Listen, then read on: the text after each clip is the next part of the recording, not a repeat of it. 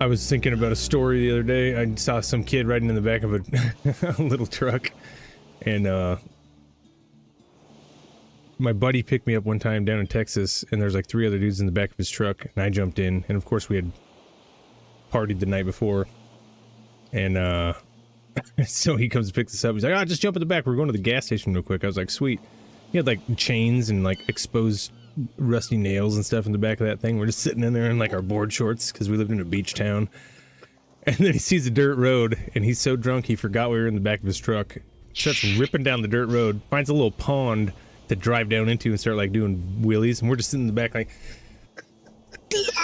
stop it! We're like slamming off of each other. Everybody covered in bruises when we got done. Oh my god. And like the whole time I was just thinking, like, in the back of my head there was somebody going, you're an idiot for hanging out with these guys. And I never listened to that dude. Probably should have. See, that voice is my mom, and she'll see the truck and be like, don't even think about it. Yeah, don't. And she's in your head there? Yeah, and then she wins a lot. Good. Your mom sounds like a good mom, and she learned you well. She just can't turn it off. That's the problem. What's that? She just can't turn it off. Oh, yeah, that's... Yeah. No, when you turn like 20, I don't know, 4, 25. Yeah. I think it needs to take a back seat. It's like, well, I'm almost 40. I think I'm a man at this point. It's like, no, you're not. No, you're not. Ooh. Mom. You're always my little boy. Damn it. Yeah, I was like, I can't remember what I was doing, but I was filling up a bucket and using bleach, like, making some bleach water. And my mom was like, yeah, make sure to pour Wait, that hold on, slow, Jerry. You said making some bleach water, like that's a thing you should just do all the time. Like, this is for laundry, right? You don't just make bleach water, do you? It was for cleaning, yeah, okay, yeah, I don't know if it gotcha. was for laundry, but yeah, we were cleaning. We needed something stout. For some reason, like the kid that's like, when I was out in the backyard eating ants, you know what I'm talking about. Yeah. Anyway, she was like, pour that slowly. It'll be bad if it splashes. And I'm just like, I am 30 goddamn years old. I love her to death, but yeah, sometimes stuff like that happens, and it's just like, man, come on. Yeah, I'm 38, man. My mom the other day got so cold up here. She's like, make sure you bring your dogs inside. It's -10 outside. She comes to my house and watches my kids. She knows my dogs live in the house. But she's, make sure they're not out. I'm like, Mom, they live in the house. Oh, I know, but it's hard on their lungs, so don't let them stay out too long. They live in the house. Oh, God. I think that's the boomer anxiety. Yeah. Oh, dude. Society didn't If help I don't our say parents. something. Oh, Joe. Yeah, they just... If I don't say something, I'm gonna feel bad later when they mess up. That's what I take it as. Yeah. That's how I feel it. They're doing it to cover their own messed up psyche, thanks to Bill Clinton and George Bush. All right, guys, that was funny. Mixing up some bleach water. Where my brain went when you said that, Jerry. I laughed so hard. Yeah, I didn't think about that beforehand. Just a little anarchist. Yeah, I mean, some context probably would have been good. Yeah, we just need something to sip on, Hey, do you guys get some sipper? Yeah, hold on, guys. I'll be right back. Your mom follows you back there. Now I'm going to make sure you don't mess it up, Jerry. Well, gotta make that right. Company over, All right, guys. That's a good little bit of dicking off. What, does anybody remember where we left off? We were on Calm, headed back towards Storm Chaser, or where we thought we were going. Mm-hmm. I think we found Storm Chaser. We found that magical chest. Yeah. I think we just found the... You found the medical chest, yep. You saw the flare, so you sent the message to Captain Kine, and instead of him responding, you guys saw about a day and a half out, continuing south west. Perfect. You saw the flare, the Canaan flare, so... And you're heading in the right direction, and you are down in the bottom. Down in the bottom, down 8 maximum hit points. 8 maximums. I can't... Oh, yeah, okay, yep. Oh, yeah. I know. So Jammer... Okay. Jammer found Vice down in the basement with the chest, continuously trying to pick the double locks. And he had failed 8 times thus far. And the enchantment on the chest was draining him of his vitality the more that he tried to get inside. Let's see here. If I got 1 hit point, I can do it. I'm totally fine if that's where you guys want to pick up. Jam, you are, you came down the ladder and you told him to stop. I think you commanded him to stop, didn't you? I cast suggestion, yeah. A suggestion on him. Did you fail that? Yeah, he was having an internal struggle. I remember that. That's right. Yeah. He really wants to open that chest. I remember that. I did persuasion versus intelligence myself. How'd that go? I think I persuaded myself. Okay. So we'll say, for the time being, you guys, Jam and Vice, you come back up a deck, on top deck, and Vice, you're looking a little worse for wear, a little haggard. And Jam is kind of assisting you up to the top, and that's where we'll start off. Kalen and Rimbane, you see Vice coming out of the basement looking like he's... Got a hair in my tongue. Where did that come from? That's a long one. Where did that come from?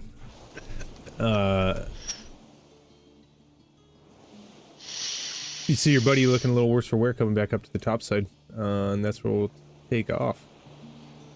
Turn that music up a little bit.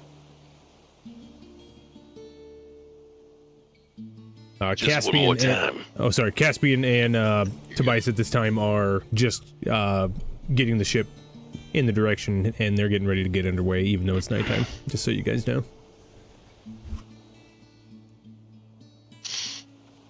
One more time. I know I could have had it. I was so close. You need a nap. I can't nap when I know that's down there. Maybe I'll just sit down for a minute, though. You hear Caspian over the helm. Vice, if you just calm down, we're getting back to the ship tomorrow and a half. Just have it, Magnus look at it. I don't know if I can wait that long. I know the thought of splitting whatever's inside kind of gets my gears grinding also, but... Is it worth it? Not even sure I care what's inside anymore. I understand that better than you think. He quits talking to you at that point and just leans back. I'll probably find a spot in the back where I can just lean against 2 walls and just sort of crumple. Think about life. Think about life, think about what I could have done different. Toss the old coin around. Are we making good time or are we slow right now? If you guys leave now, you could probably make good time. Matter of fact, roll me a water vehicle handling check, Jerry. Hey, I got half my proficiency. proficiency on that. Let's see. Okay, so there we go. Okay. And I think this should be... I don't think this should be a single skill check. I think this needs to be your wisdom and your strength modifiers.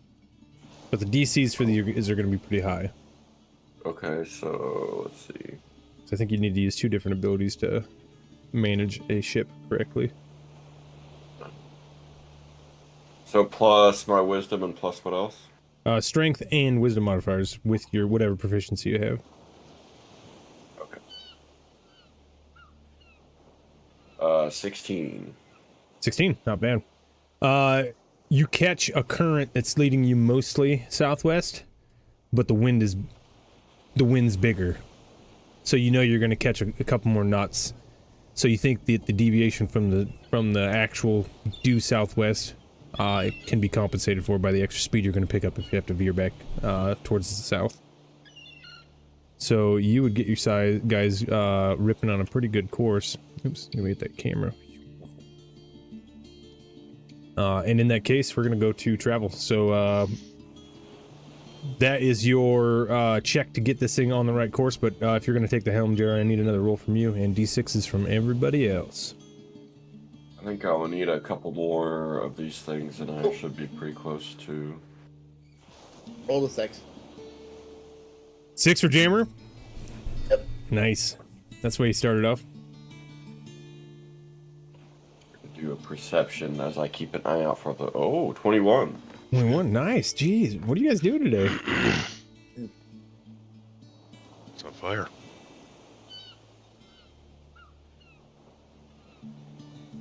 Ryan, did you say what you rolled? 3. 3. And then Zach, I didn't hear yours, sorry. I got a 4. 4. Man, you guys just do not... I'm going to play Warhammer with you guys on my team, because you roll very high on D6s. Okay. Jammer, you got a 6. What were you doing to assist the ship? I Or was yourself? basically just keeping watch up above deck. Okay. Keeping watch above deck, you notice to the southern. That's not even an accent. That's just a bad way to say the word. The southern direction due south. You see what looks to be 2 ships side by side. And as you're watching, you're sailing for a while, and you're watching these ships. You probably got about 2 hours of TV watching these things. And just as you're watching it coming down on them, and you're looking over the bow of the ship, and still watching these ships, you see cannon fire. Ooh, ooh, ooh. Oh. And they begin firing back and forth. And in just a couple of seconds of these cannons starting to fire, the smoke from the cannon barrels are so close, begins to obfuscate the area that the ships are at.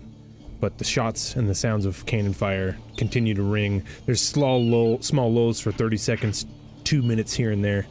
But as you guys continue sailing south, the cannon fire eventually stops. Just as you guys are almost outside of basic eyesight. I would have informed Kaylin about all this. Yeah, I wanna make sure the crew is being roused. Make sure everybody's preparing for... I see 2 ships. Kaylin, the 2 ships are firing at each other. Kaylin, I no longer see the 2 ships because of the smoke. The data report. It doesn't print out on a script, dude.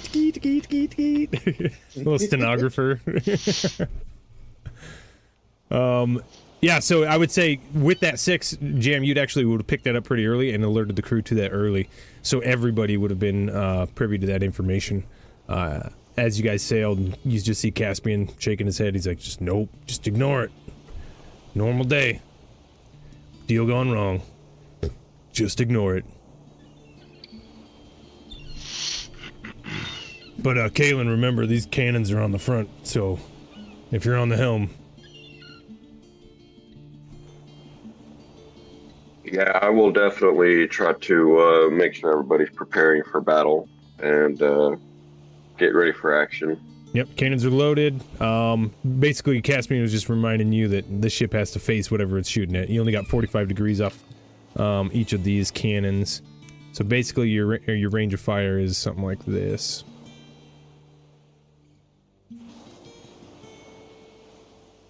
From each of these. Nice. So that'll get you. The range on your long 9s, I believe, is 300 feet also. So I should have that information. Yes, your 9-pound cannons, 300 feet to 600 feet. 600 is at disadvantage. 45 degree aim. And they're mounted on the front, so you kind of basically have 2 big spotlights sticking out the front there. Makes sense to me. Hell yeah. Why? Make that see through. Okay, I'll just keep it like that so you guys got an idea. Alright. But yeah, you guys don't ever see anything of pursuit. The cannon fire does completely stop at some point. At this point, though, you are out of basic eyesight.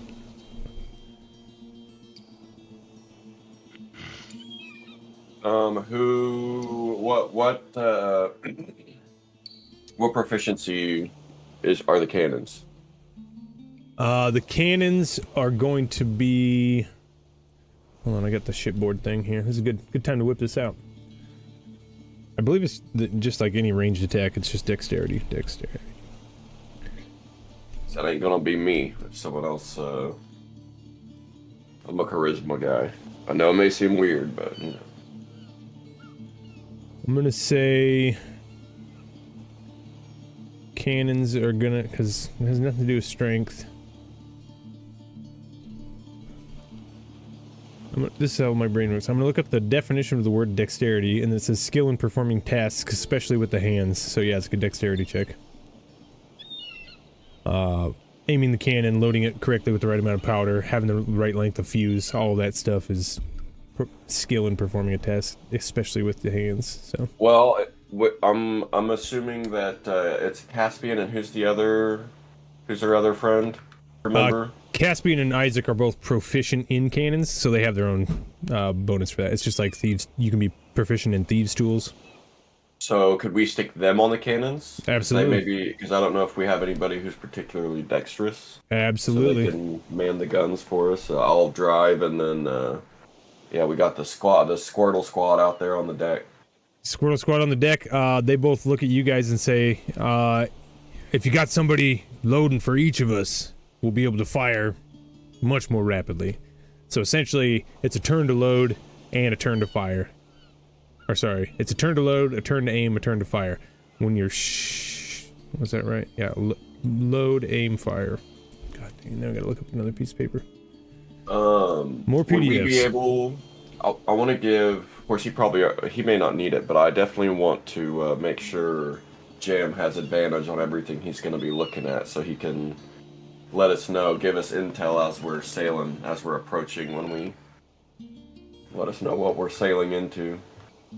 I do have my my sentinel shield. Oh, nice. Yeah. Right. He's already got advantage. Okay. Yeah. We can put him up top. Can you be in the crow's nest? With that, I don't know if that'll make the DC lower, since you already have advantage, but you know. Ooh, I found new cannon stats that I like that we're going to use instead. Cannons are ranged weapon attacks. Their range is 300 feet, 600 disadvantage, single target, 8d10 damage, bludgeoning. And that's the long nines. And the heavier the cannonballs get, the range goes up, because it's a bigger cannon, and damage goes up also. But it is a action to aim, action to load, action to fire.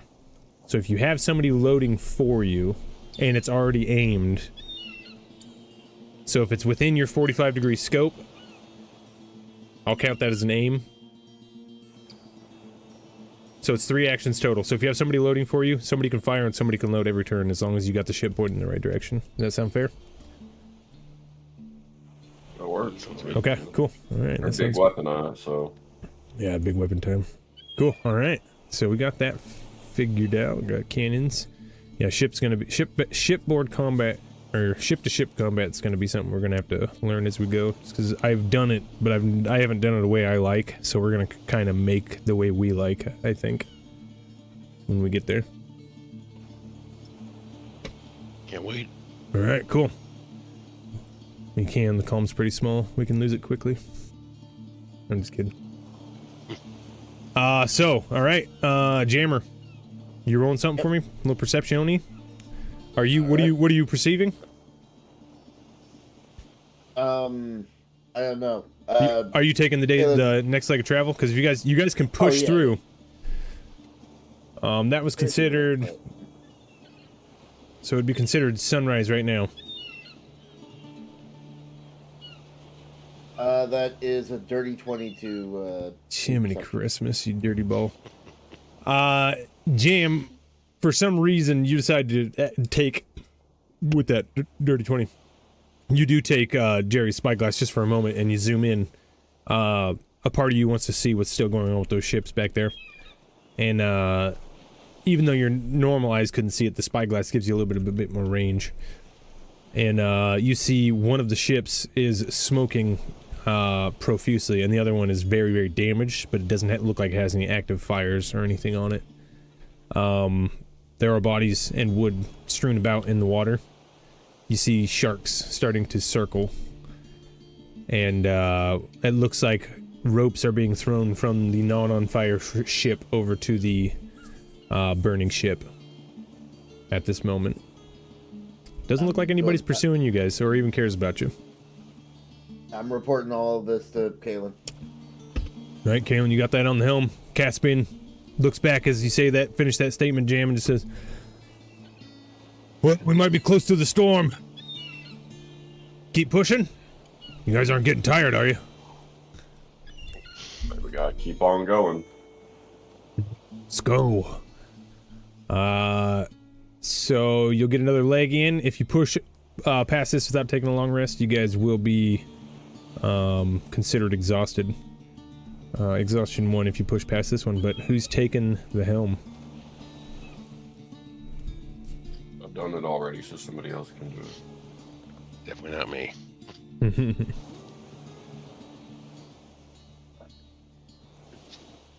Looks like Rimbane's stepping up. Yeah, I'll try and use my limited knowledge of weaving. Use my arcana knowledge. Alright, give me a roll, brother. Arcana. 21. 21, man! You guys better not be wasting these. I'll die later because you can't get a hit. 21. Pretty good, man. Give me D6s, everybody else. 6. Nice. X. Goodness. I'm not even gonna give you guys an encounter today. You guys are just gonna crap on it. 3. 3, not bad. We continue sailing on into the day. Vice and Jam, what were you guys doing?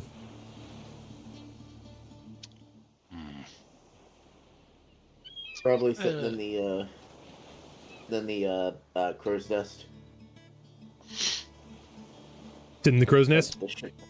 Yeah, I don't see a crow's nest on the ship, but I guess we have one. Yes, you can. There are, so on ships like this, there's not an actual bucket for you to stand in. There are pegs going up the mast, and there's 2 bigger pegs at the top, or you're just assumed to tie a lifeline off and stand on the top sail. Okay.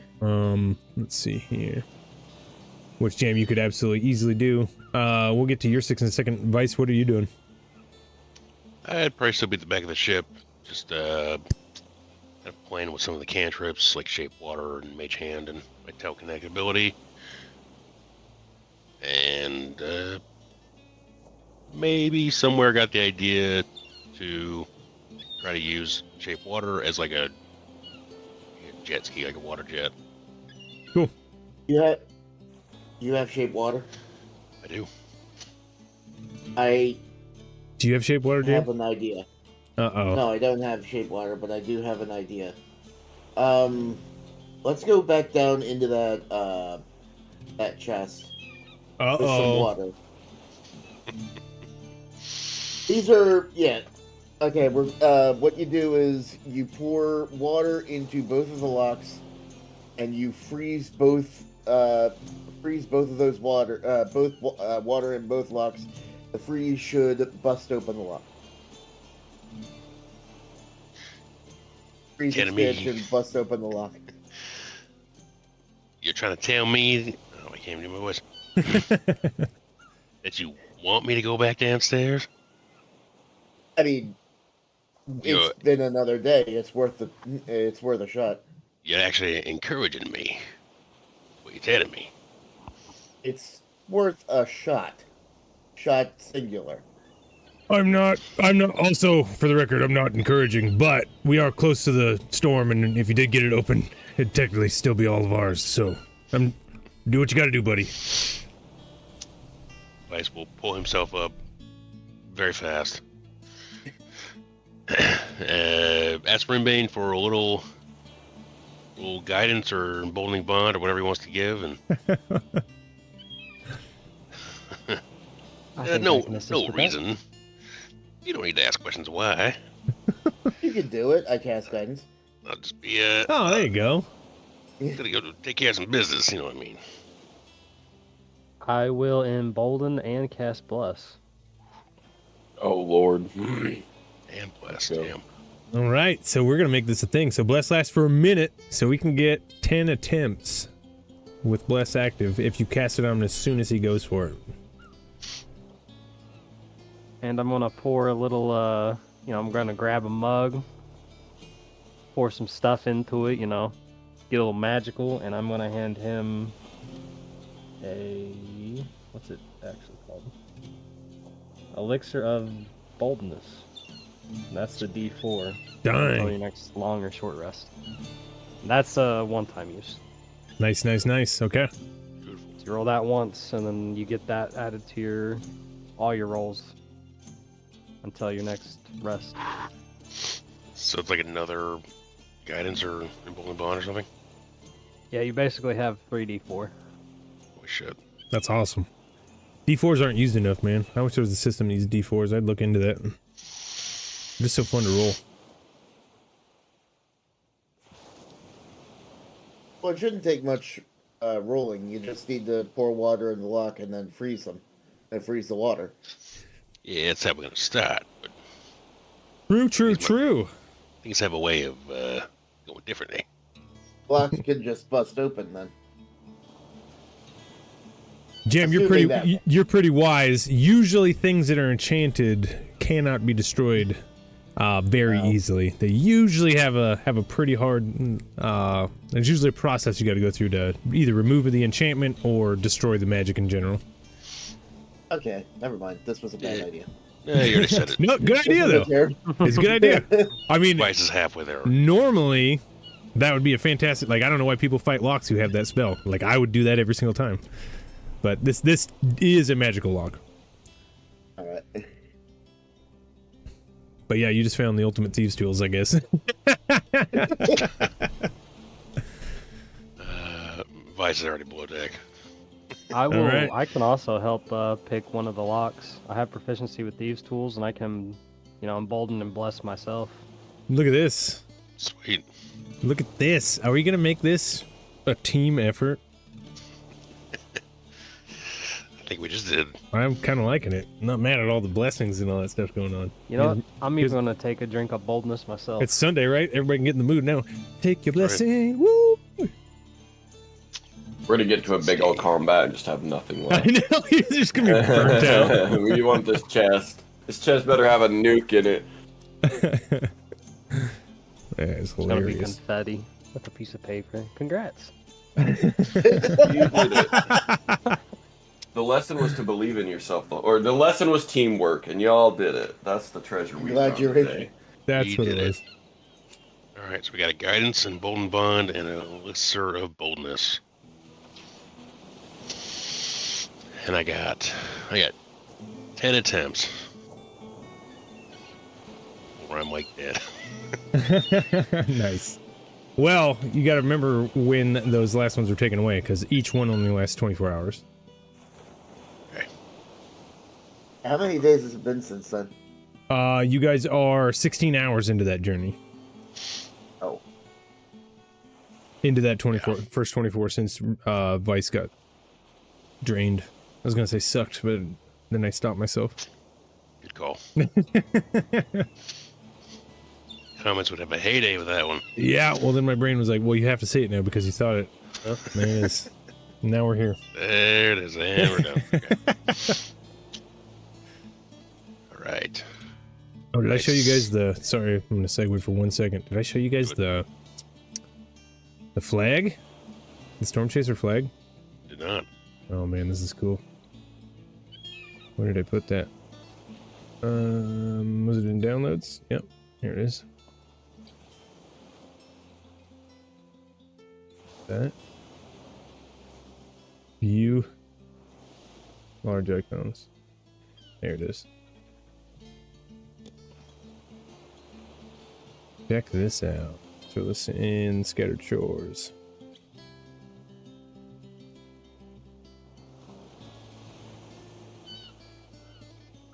Dude, Oh, Isn't that sweet? that's fucking sweet. Yeah. Cool. It's got the little banner across the bottom, the dragon, the lightning, and yeah. everything. I thought that was pretty sweet. Pretty sweet. We'll save that for Twitter. All the people watching the stream, you don't get to see it. You have to go to Twitter and follow it and like it. That's how you do it, right? For $5, you can see it. Okay. Awesome. Yeah, thought that was pretty cool. All right, we can get back to it. Sorry about that. Little segue. Oh. Made me Segue. think because we're getting closer to the storm chaser. Worthwhile segue. Cool. All right. Here we go. I'm excited to see what's going on here. Pat Rimbane on the back. Glad you could see the light here and see the path. You've convinced everybody we do debaucherous. Oh, wait. No, dang it. I'm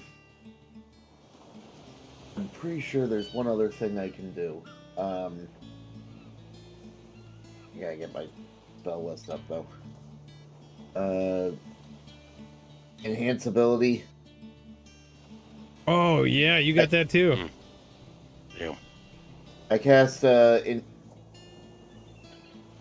I just gotta figure out which one it is.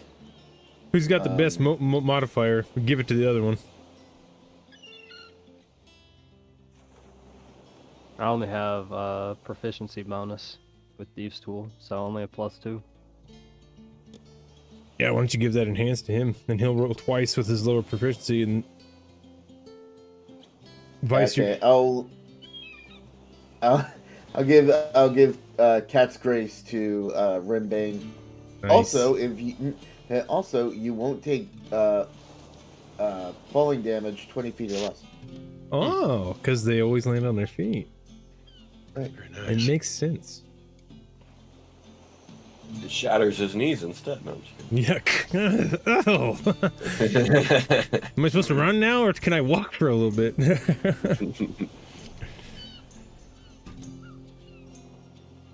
Right, Vice. I am giddy at another attempt here. I think I just sunk a chest down into the bottom, but I'm gonna bring it back up. Oh, where'd it go? Oh, never mind. I just lost it in general. All right, guys. Rimbane and Vice, give me your guys' Thieves Tool check versus each of the locks on this chest. Is it sleight of hand? Sleight of hand. Yep. Okay. My 3d4 bonus. So I got a 22. 22. 23, sorry. 23 for Remy. Jeez, I only got 13. 13 for Vice. Is that with your 3d4? Yeah. That's with your 3d4. You got wow. 13.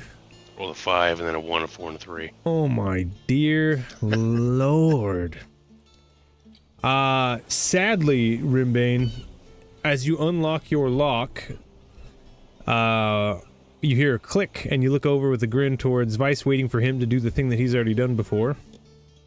And it doesn't click, and it spits both of your guys' tools out, and each of you loses one maximum hit point as you feel your life force be pulled inside of the chest. What's your passive investigation, Rimbane? 15.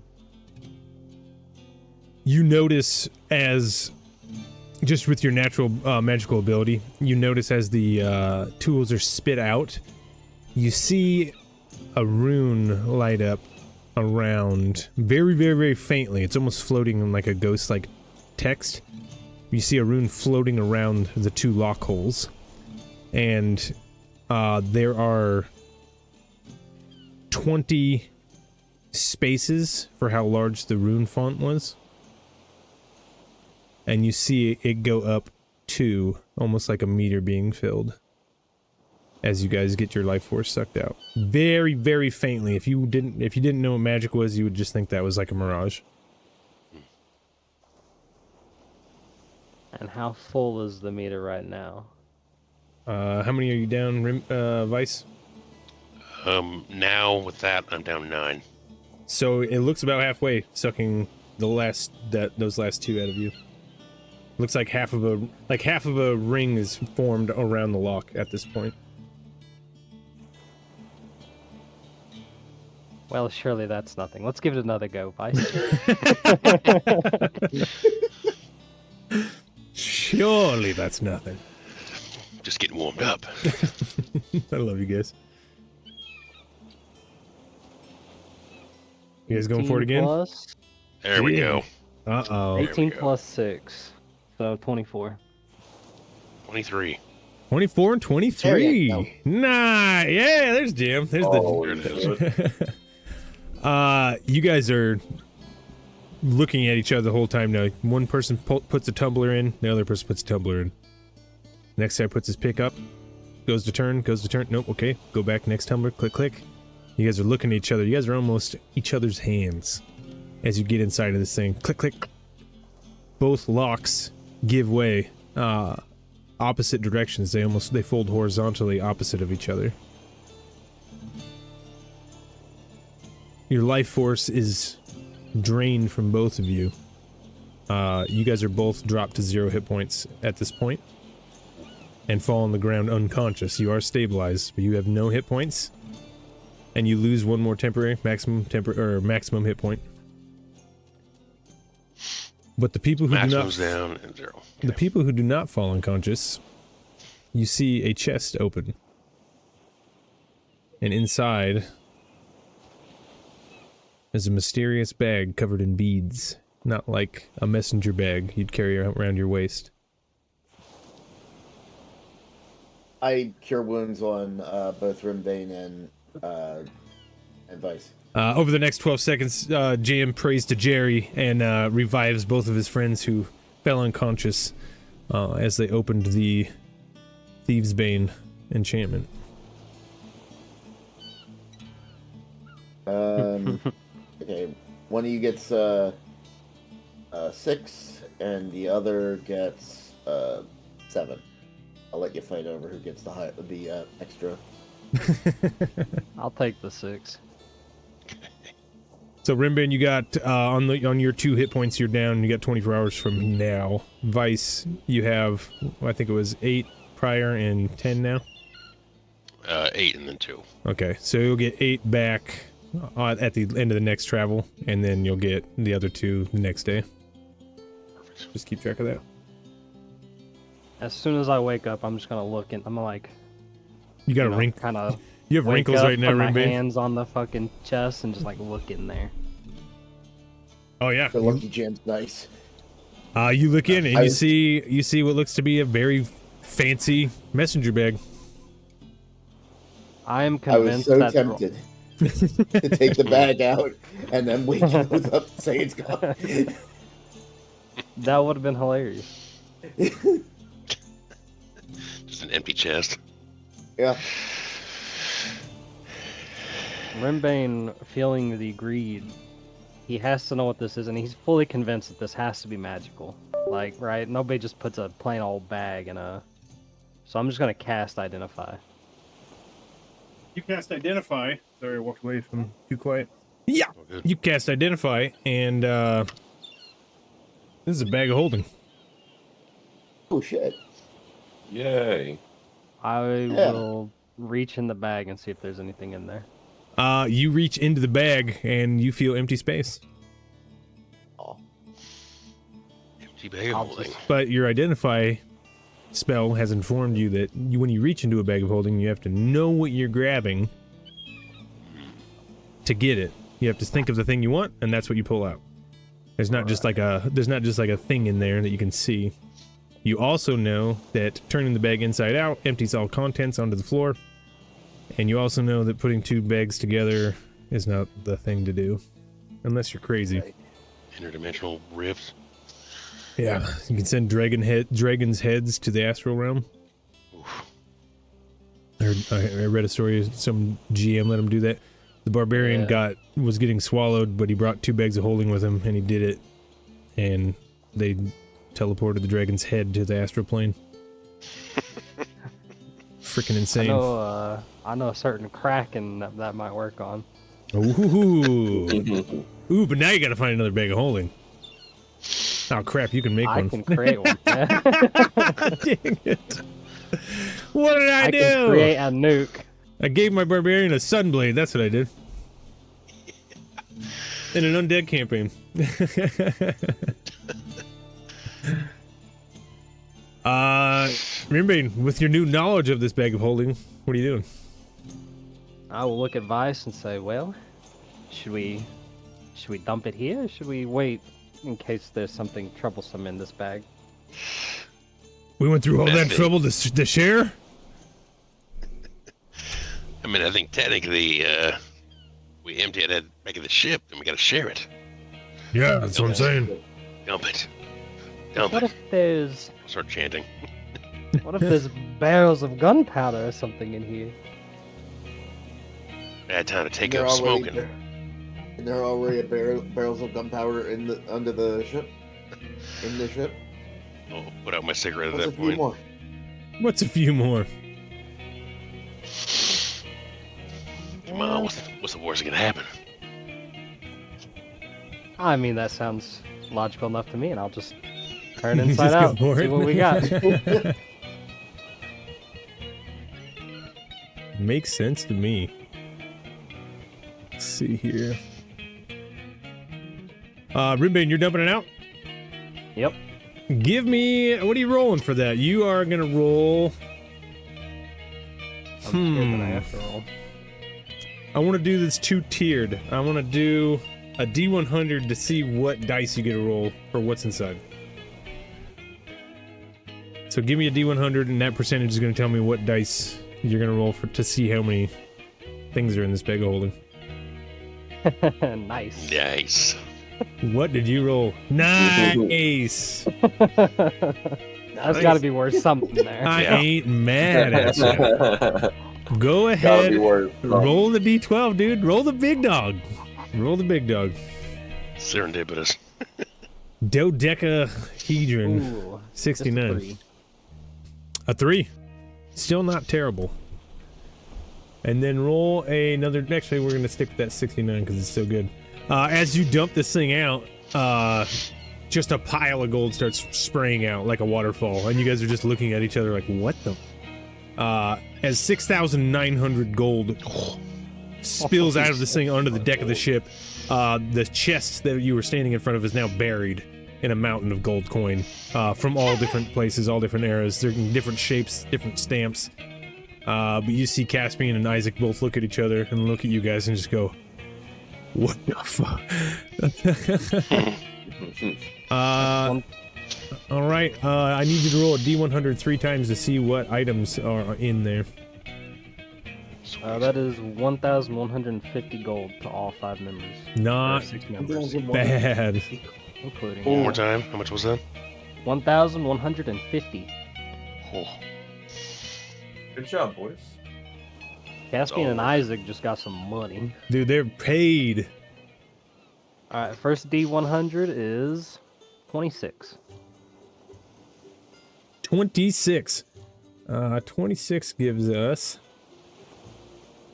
there is a very strange and peculiar potted plant, and it is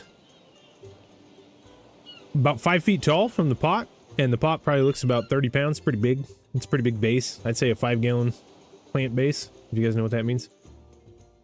There is a single stalk coming up, like one of those ficuses or something, and at the very top is an orange, almost like gourd shape, but it almost also looks like a snake's head, and there's teeth coming out of the side of it. And the stalk is brown and green. The head of it is red with small white spots all over it, and you swear it looks like a snake head. just a pea piranha. Yeah, it's a piranha plant. Yeah, you guys have a piranha plant. The Mario piranha or whatever they are. It looks like a realistic version of that. It is a plant that is aligned to whoever owns it. Any enemy that comes within 5 feet of the plant, it will attempt to bite it. And if you instruct it, it can shoot a fireball once a day. Oh. Shit. Totally stationary. To pick it up is an action. Carrying it will half your weight. Rimbane, you cannot carry it. It's a little too heavy for you. We just got a nice little. Unless, guard what's your dog, strength, actually? What's your strength? though. -1. -1. You definitely can't carry it. It has 8 hit points. I think It we're losing has- you a little bit. Oh, you guys losing me? I don't know if that was him or me. Give me 1 Or second. robotic. Is that any better? Yeah. Give me 1 second, guys. Gotta change something up. The stream's kind of cutting in and out. What if I do this? Oh, I know what it is.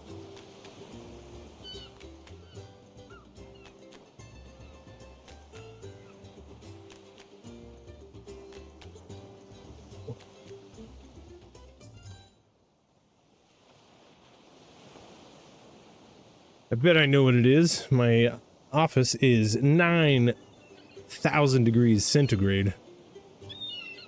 And I'm about to become goo. Do Had it. to crack a window. Woo! And the heater's right next to my computer where I have to have it. So I have a piece of, like... I'm a freak, so I have body armor. But a piece of my... one of my plates, and it's got a little trauma pad. It's like a soft thing. But when you put the soft thing on top of the grate and then the armor plate on top of it, like sinks in a little bit, it's a perfect seal, and then I don't get hot.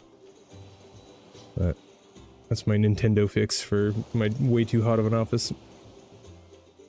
Let's see. Worse. I need another D100 from you, Rimsky. That was 3 you rolled, right?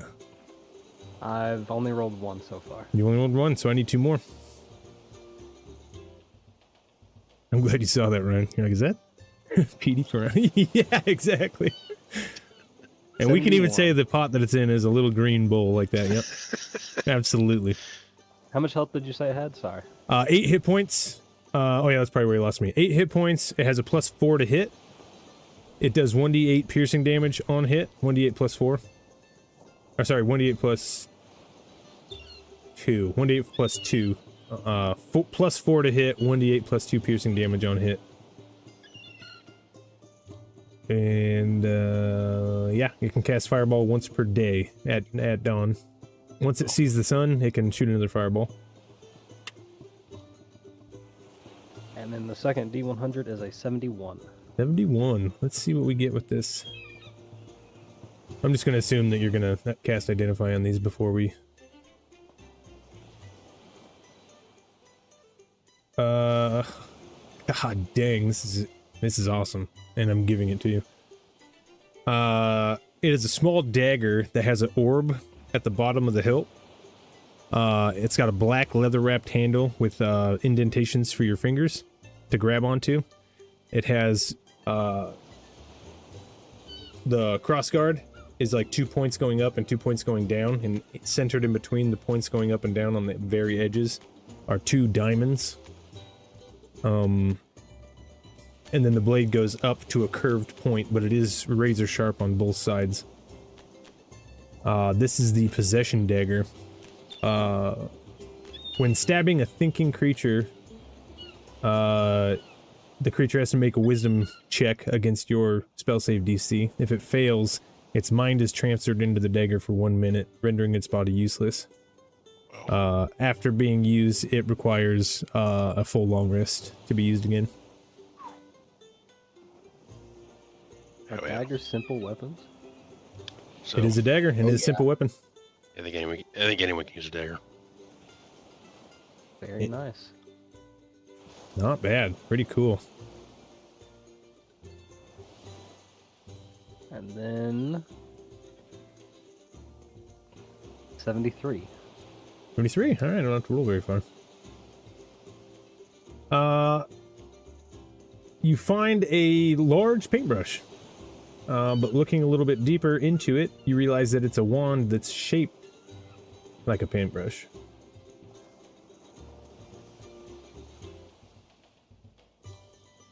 Let's see here. It's a wand shaped like a paintbrush. After casting Identify, you find Richtofin's ink wand, and you also find a stack of magical paper with that. And anything that you draw with this wand on that magical paper will come to life for 3 minutes, and they will follow your command to the best of their ability. Each drawing uses 1 sheet of paper, and the wand comes with 20. So you got 20 sheets of magical paper, a life-giving wand, a life-robbing dagger, and a piranha plant. So I have a question. Yeah, buddy. Could I use my magical tinkering to, like, draw an outline on the paper and then just trace it with the paintbrush?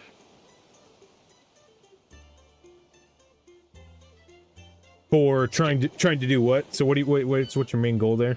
You trying to copy something? So just basically, like, with magical tinkering, I can put a static visual effect appears on the object surface. This effect can be a picture, up to 25 words of text, lines, or shapes, or a mixture of these elements as you like. So I'm thinking with that, my artistic ability doesn't really apply, so I can, like, think it, put it on the paper, and it'll be like the perfect picture of the item. And then I grab the wand and I just trace the lines. Yeah, you mean you set yourself up with a overhead, basically. Absolutely. Why couldn't you do that? Yeah. Yep. That's funny, actually. We can get into. Dude, you gotta get weird, man. Right. Let's see here. Kill this. Go back to there. Close that window down. Hold on. I don't think am I chopping still? I think I cooled everything down. Oh, you're good. Yeah. Back to the thing here. You see Caspian and Isaac both looking at each other, and they're like, "You guys can hold on to all that stuff. Keep that plan away from the sails. Divvy up the coin. Let's get back to the storm."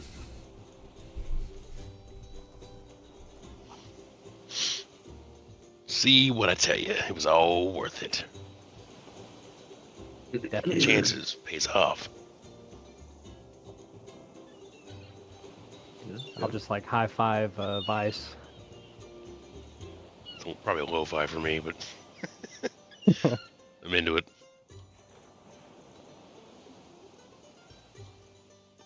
That will definitely help with the tavern funds. And a nice little guard dog. I'll go and, like, try and, like, hesitantly pet the plant. It responds to you in kind. It takes the pets. You feel a slight bond come over you two. The plant is now familiar with you, Rimbane. Oh. Does that take a attunement slot? Nope. Cool. The plant just, what does it say? You just have to be aligned with. It has to be aligned with you, and if you feed and water it, guess what? That's all it takes. Well, that's just another addition to my duties. Yeah. I'm fine with that. Yeah. Taking care of a plant sounds like something a tavern owner would do. Oh, dude, how funny would that be? Your tavern has a fire plant, piranha plant in it. Yep.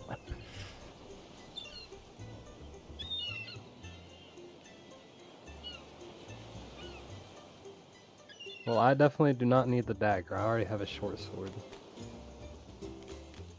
Which we are learning quite deftly.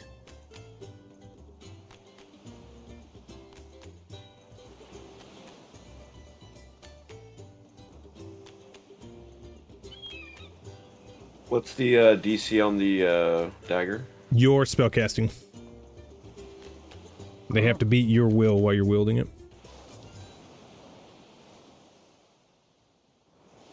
And it's for 1 minute they drop? Yes.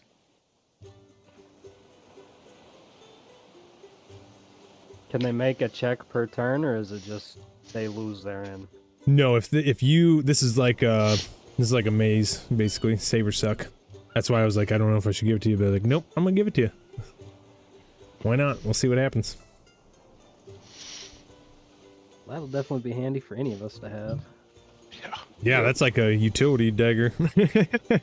Yeah, I mean, if it uses, because, yeah, I'm good with that. But it also would be good for, like, you know, Vice. That way, if, you know, he got, you know, someone pushed up on him, he had some CC that he could use to peel.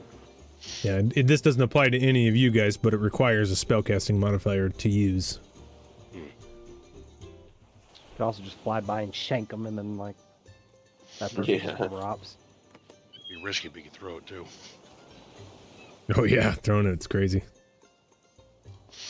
You just throw a knife into some guy's chest, he just falls to the ground. You see his face and the little gem on the bottom. Let me out of here! Since daggers are so light, probably not. Probably take a special mage hand. You couldn't use your mage hand to deliver the dagger, could you? To not deliver the blow.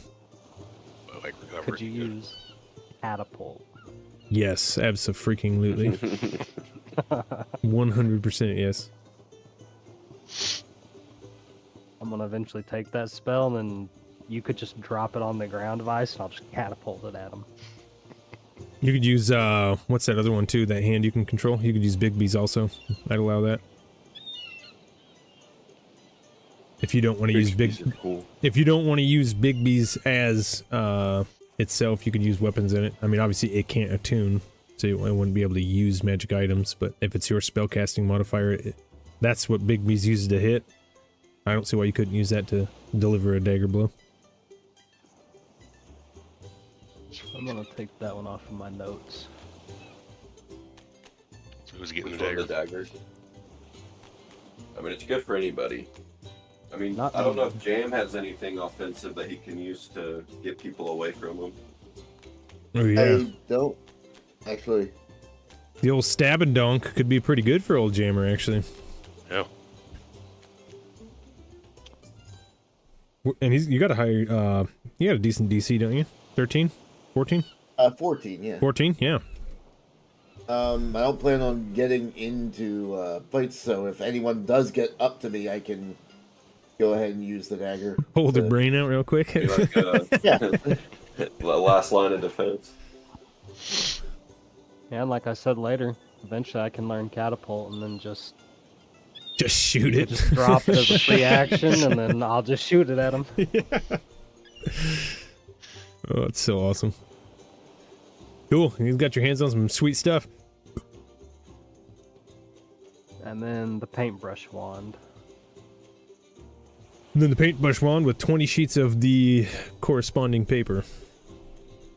And anybody can really use that too, because with my magical tinkering, that lasts indefinitely. I got 3 uses, so if somebody else wanted to use that, I could just outline something for them. Like a perfect outline, and you get that really nice drawing.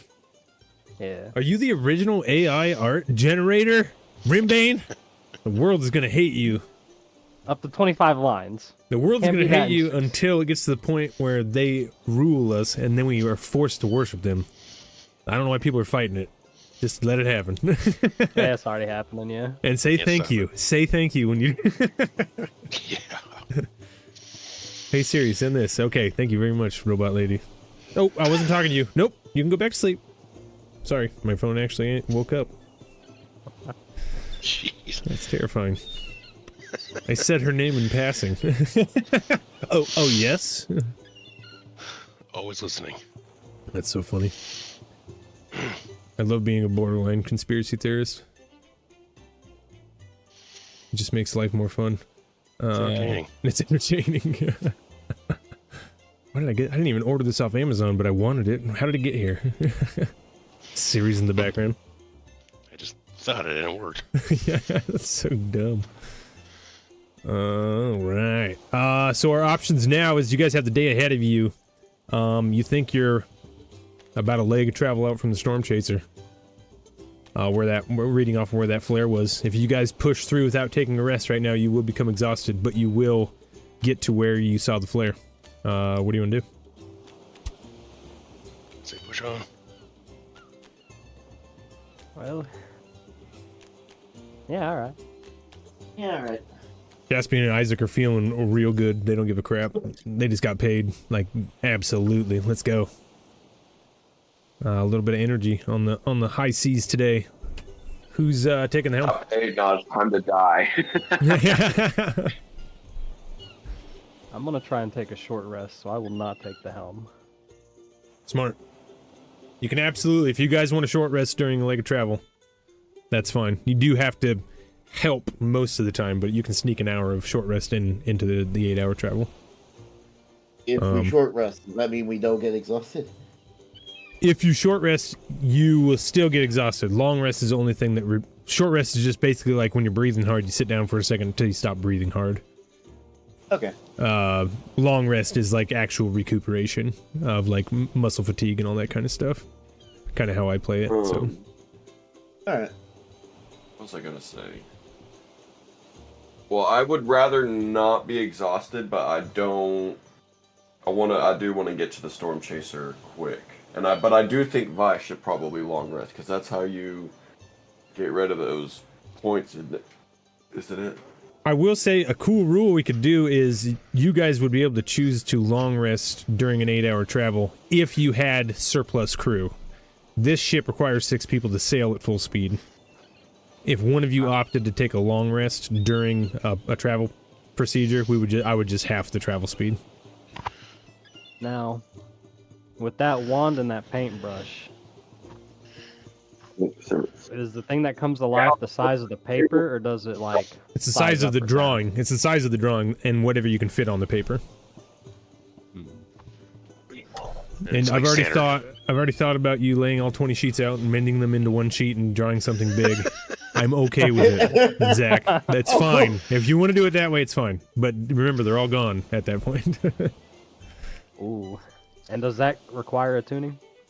Those are not attunement. Those are just like potions, basically. Even the wand?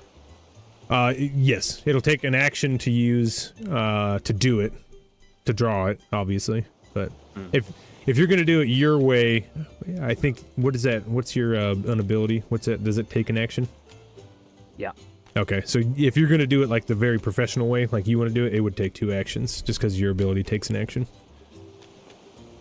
But it's an action too. Indefinitely, so I can like have it stored, the drawing stored. It says it gives it life, the drawing, for 3 minutes. No, my little magical tinkering. Oh, but your tinkering gives it. layout. That's right. Yeah. That's right. That's right. Yep. So yeah, absolutely. Yep. So the drawing will last indefinitely. My overlay will last indefinitely, and then I can draw it. Yeah, your overlay stays there, and you'll be able to copy it instantly every time. So the first time you do it, it's 2 actions. After that, it doesn't matter. Is that what you're saying? I don't think I can like have it prepared. Like right now, if I wanted to draw like, I can. Oh yeah, yep. I see what you're then saying. like later in combat, I could draw it real quick. Yep. You want to Trace put roll. a thing on one of the papers now. Yeah, and then And later then you'll when just I need it, draw it as an action in combat. Okay, yeah, absolutely. That makes perfect sense to me. What are you drawing right now? Or what are you preparing to draw? What's your trace look like? I was thinking about drawing a crew, but they only last 3 minutes, so I don't think they'll actually let us full rest. How fun! But Oh, I'm that's scrapping that idea. that's hilarious.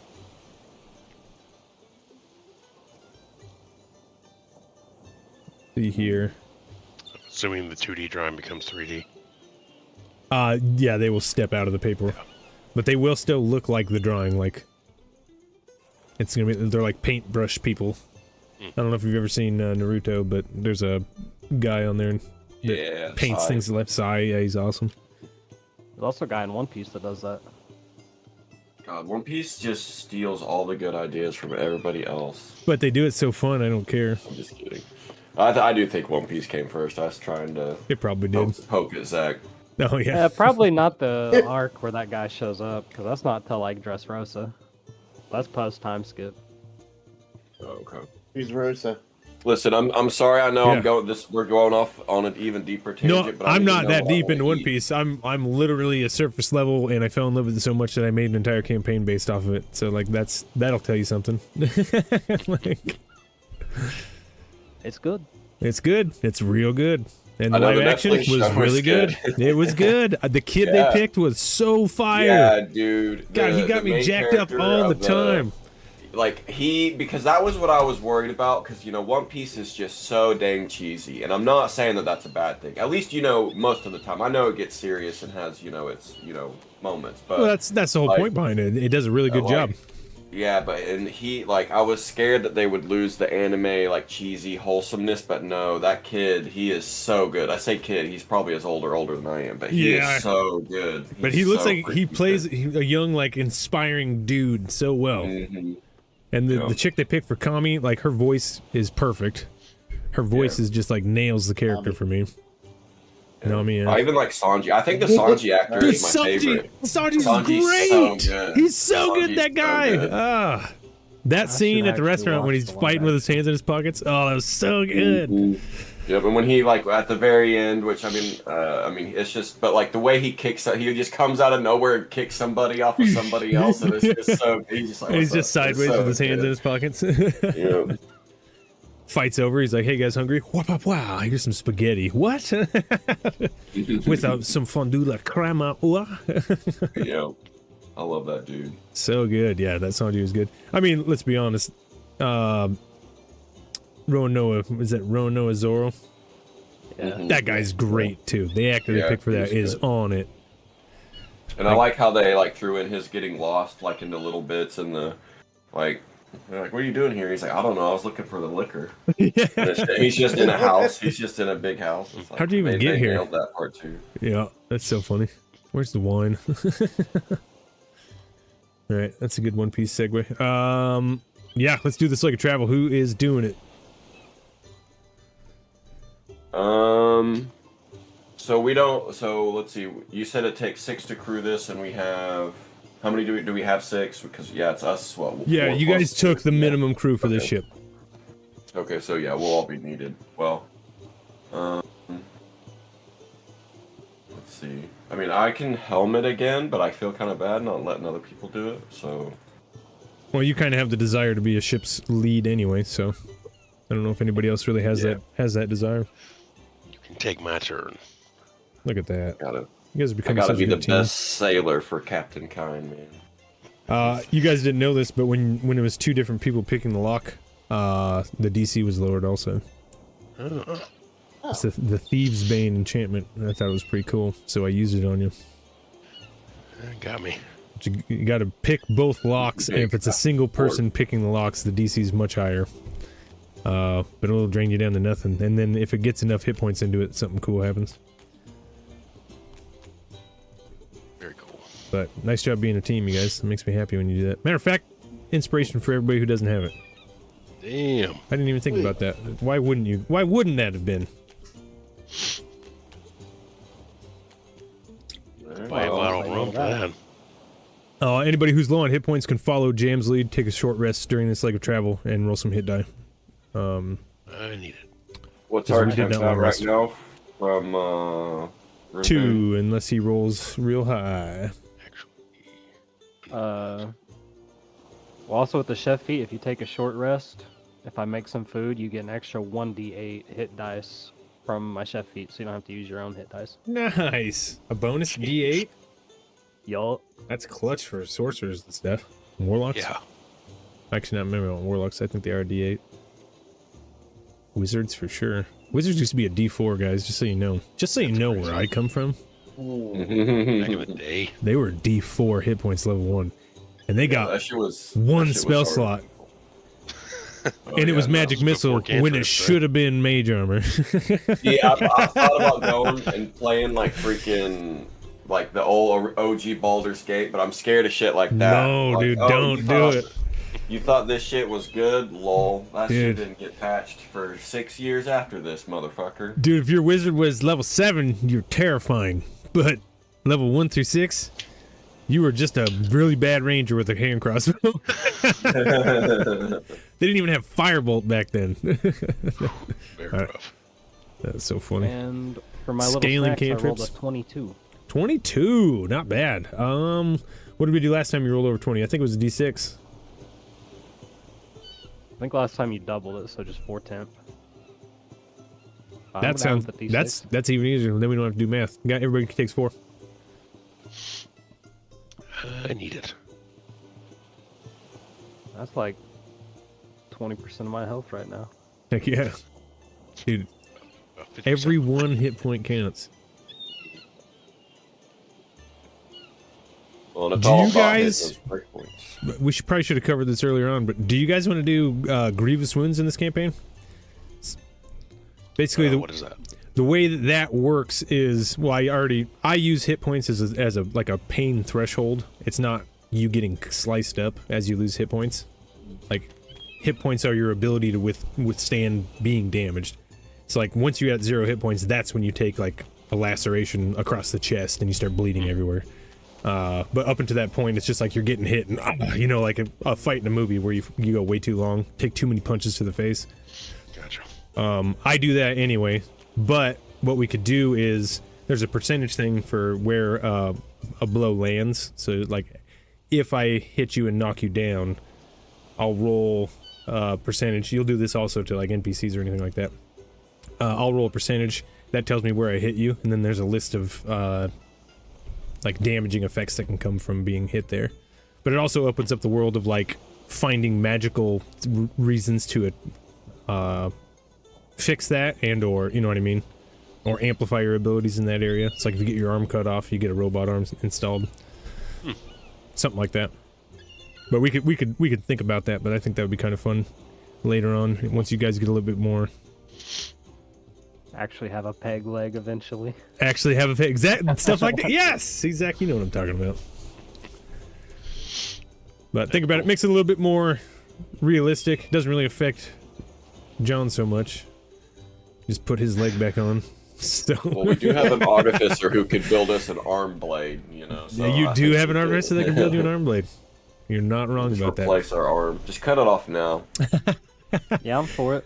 I won't pressure it, but if everybody else Caitlin's is like, for it, I can I'm eat for with my, I can just eat soup all the time through a straw. Give me knife arms. Yeah. Just a divine sight, smite lawnmower.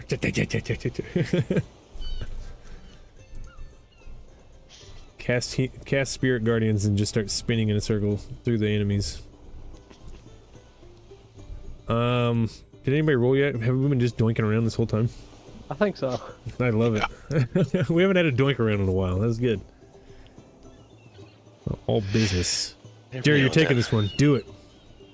We're doing it. We're gonna give everybody a motivational speech so they I'm guessing are persuasion. Is that's what you're saying? yeah. Yep. Oh, and that's a big one, a 24. Oh, heck yeah. Well, you guys are rolling so big on these. The problem is nobody rolls ones, so your big rolls don't even matter. We might need to modify the traveling Oh, system. I rolled a 1. Hey!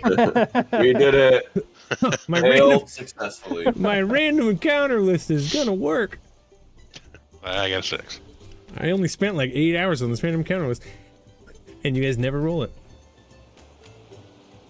What was that, a 60? 6er. 6er. D100 from you, Vice. E100. 77. 27. Let's see here.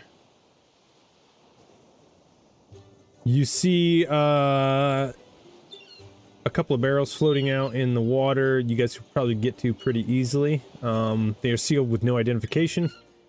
And Zach, what was yours?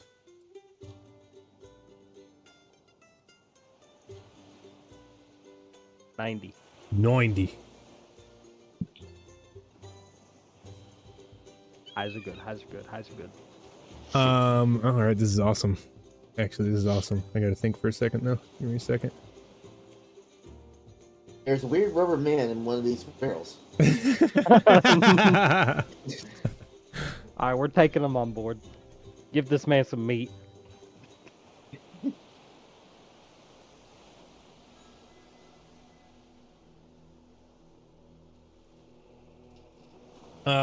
As you guys are sailing towards the barrels, way off in the distance, you see the outline of a ship. You were about a full day and a half away from the storm chaser, and now you can see it on the horizon. As you get closer to the barrels, the light starts to fade, and it gets dark all of a sudden. Caspian looks around and looks up, and there's no clouds above. It's just dark everywhere.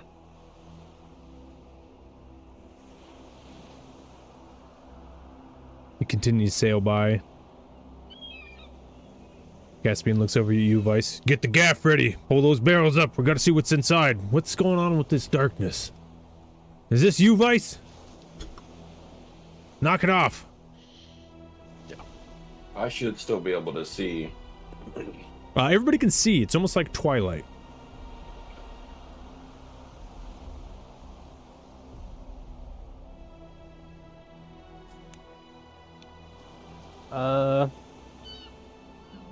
With my knowledge in Arcana, do I sense any magic? Does anything... Do I see magic in the air? Roll me an Arcana check to see if you can see anything, feel anything. Ooh, only a 10. A Tensky? From this distance and the barrels floating in the water and in the general area, you can't really pick anything up. Vice, are you going to gaff the barrels as you guys are sailing through this weird darkness? Oh, yeah. Okay, you go over, give me just a quick dexterity check. Dex check. The old dex check. 13. 13. Yeah, you've done this before quite a few times. Isaac grabs your belt, you lean over at the hook. Boom. Grab one, grab two. They're pretty light, surprisingly. It's mostly the weight of the barrel that you heft over.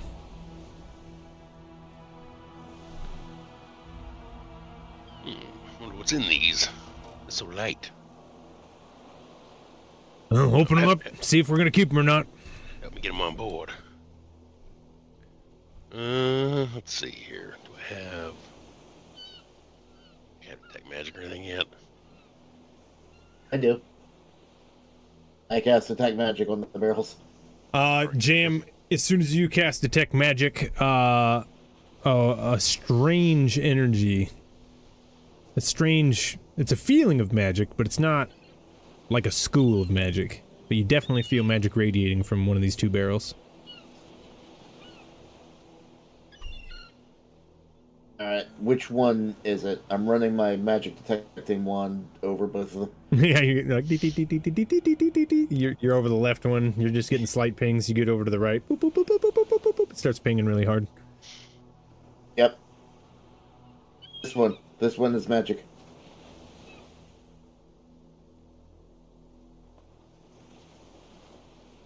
What kind of magic? What are you getting off of it? Not any magic that I'm used to. It's odd. I can ritual cast Identify, but that'll take 10 minutes. So we probably have 10 minutes.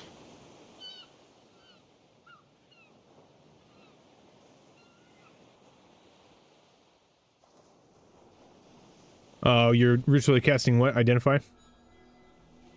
Yeah. Sorry, there we go. I was getting something situated. There's nothing to identify. The barrel itself is not magical. It's coming from whatever's within.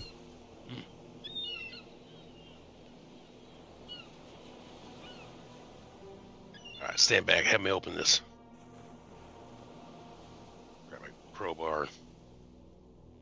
I need to... It opens just fine. It's just a normal packed barrel. You get the crowbar in.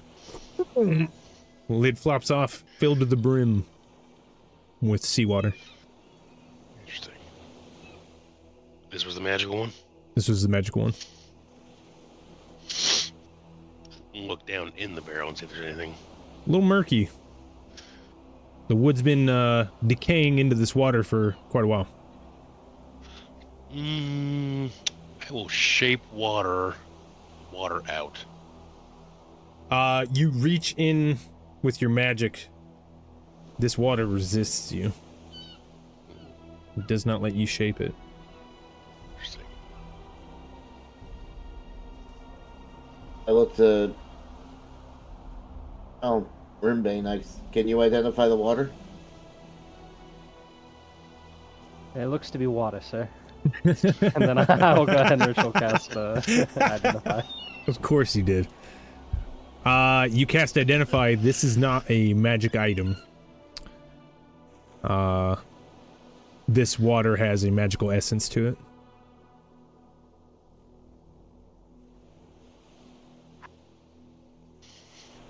Let me read the identification spell just to make sure I'm not leading a little. Identify, by the... Another tab open, why not? You choose one object to touch throughout the casting of the spell, the magic item, or some other magic imbued object. You learn its properties and how to use them, whether it requires attunement to use, and how many charges it has, if any. You learn whether any spells are affecting the item, what they are. If the item was created by a spell, you learn which spell created it. You are sensing... From that, you're also sensing that it is heavily... What's the word I'm looking for? It is heavily it's not enchanted. There's a mage's signature, or a caster's signature on it. And it's like a seal of some sort. And that's what's giving it its magical properties. So it's not really a school or a spell or anything like that. So narratively, you know that this... You know this small barrel of water? The water inside is some sort of magical entity or device. I don't really know how else to describe it. Meta, like a water elemental? No, meta not like a water elemental. I say creature just to not give you guys any direction to really go. But I mean, it's the water itself that's special. Yeah, right? it's not like it's not like, I mean, obviously you can't craft it out of there, so it has some sort of resilience to it. But yeah, with these spells, the way this is working doesn't really give you that. There's different spells that would allow you to understand what's going on here, but I don't think identifies gonna get you more than that. But that's what you feel.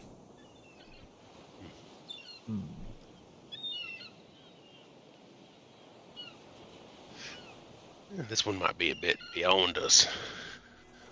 Maybe that Magnus take a look at this one. Is there anything in it? Just some dirty water. What's on the bottom? Dump it out. Well,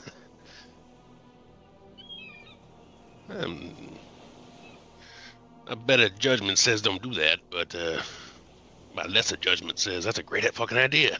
All right, if that's the case, put the lid back on it. what does the other barrel have in it? What does it have? You crack the lid open, packed to the brim with thread and needles.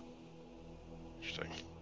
Sewing equipment, weaver's tools is what the DC was, but I'll say that there's enough stuff in here that you could create a set of weaver's tools, or you could just use it as weaving supplies in a barrel. You guys can decide what to do. Alright. I'm gonna grab a needle and some thread. I'm gonna thread the needle. I'm gonna grab the needle. I'm gonna like poke it through the water and like kind of scoop it up with the needle. See if you can use the water to thread with. The needle pierces the top of the water like it's water, and you pull it up, and the needle is not wet at all, but you were able to like put it through into the water, and as you pull it out, nothing follows, not even a drop on the tip of the needle.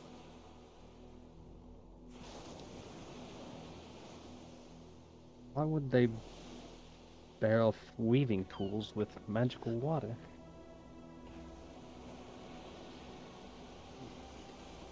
Perhaps there were more barrels, and this is all that we found.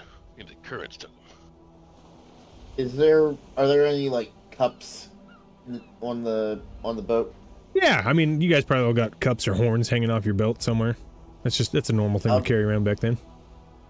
I'll take a cup and dip it into the water. Get some water in the cup. Jam, I think you just make the Lego hand, and then like your palm comes out, and you just. I don't want to put my palm in there. I know, right? Yeah, you put a cup in and you scoop. You see it fill the cup. You even feel the weight, but as soon as you break the threshold, like as you raise the cup out, the water passes through the side, and it doesn't even disturb the surface. Barely.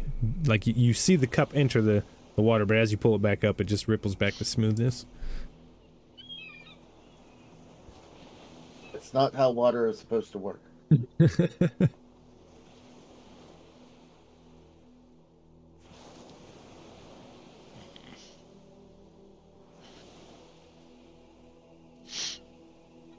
Alright, but so far we've kind of dunked stuff into the water. I'm gonna put my hand in the water and just like, make sure my hand doesn't corrode off or something. You walk up and you reach into the water, and it goes down. Where do you go to? About to your wrist. It feels cool, like ocean water. It's very briny. It's thicker than normal, so it's got like almost like a viscosity to it. But it doesn't do anything to you. But as soon as your hand breaks the surface and it ripples around your arm just a hair, a small glint catches your eye at the bottom of the barrel as some sort of light source flickers.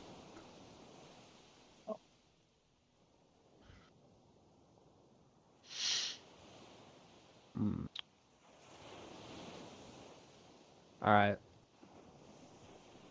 We're going to ignore that for now. And I'm going to take some dirty cloth that's just laying around, maybe my shirt if there's nothing laying around. Something dirty and, cloth. And I'm going to dip it in the water, swish it around, rub it a little bit, and then pull out the dirty cloth, see if it cleaned it. See if this is a magical dish or dishwasher.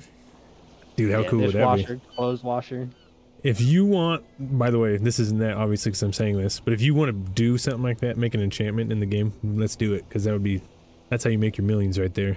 Rimbane's never-ending clean water for washing dishes that you're in. Yeah. I could sell like a laundry service for. Yeah, dude, absolutely. That's how you industrialize the world. Washing machines in the house, but magical ones. But in this instance, the rag doesn't absorb any of the water. It's almost like the rag is made out of wood or something, and as you pull it out, it's completely dry. It's still dirty.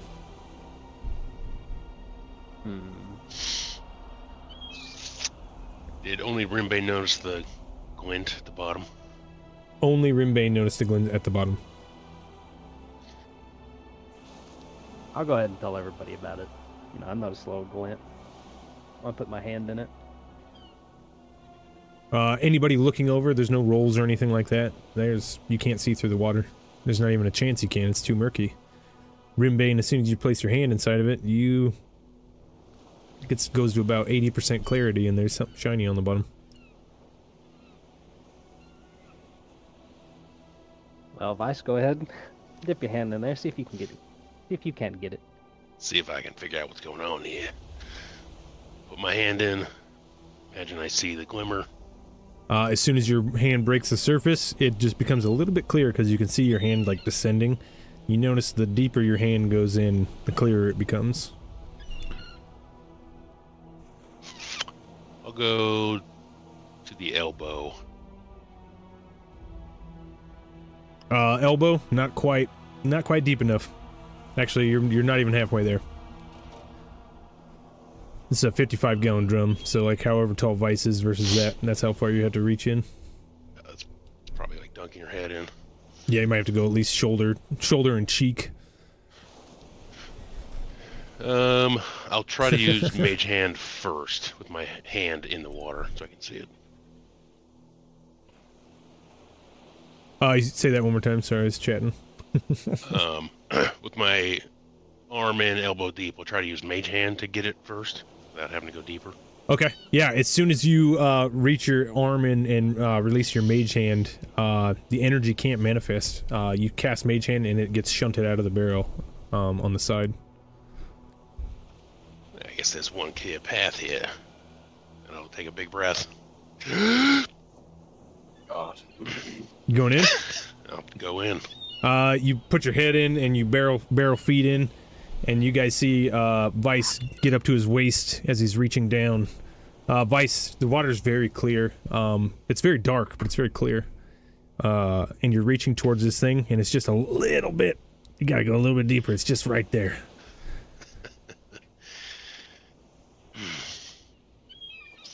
Probably like up to my head's dunked, I would assume. You are underwater right now. Yep. You're waist deep. You got one hand on the edge of the barrel and 2 feet like kicking up in the air. Let me come back out, and I'll say, anyone got a spare water-breathing potion? This thing's just a little bit too deep.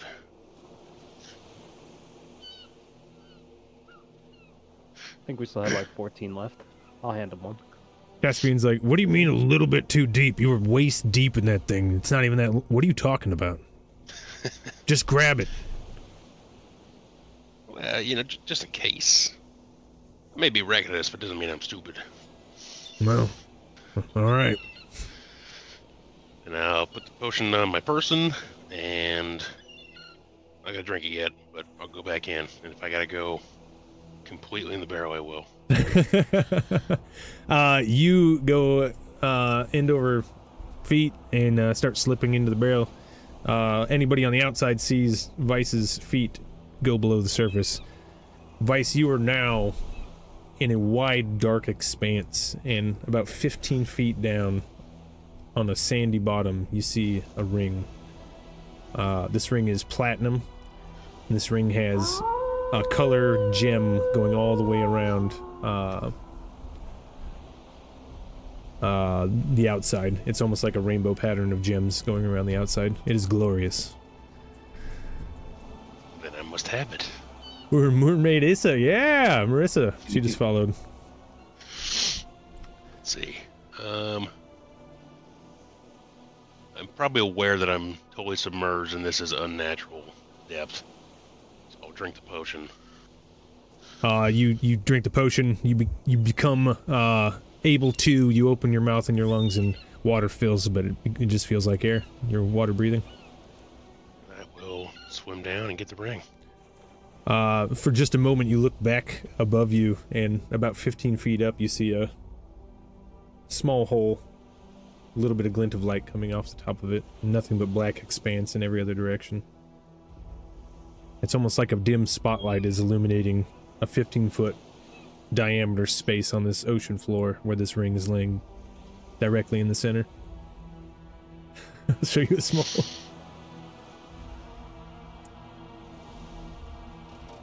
You swim down? Swimming down.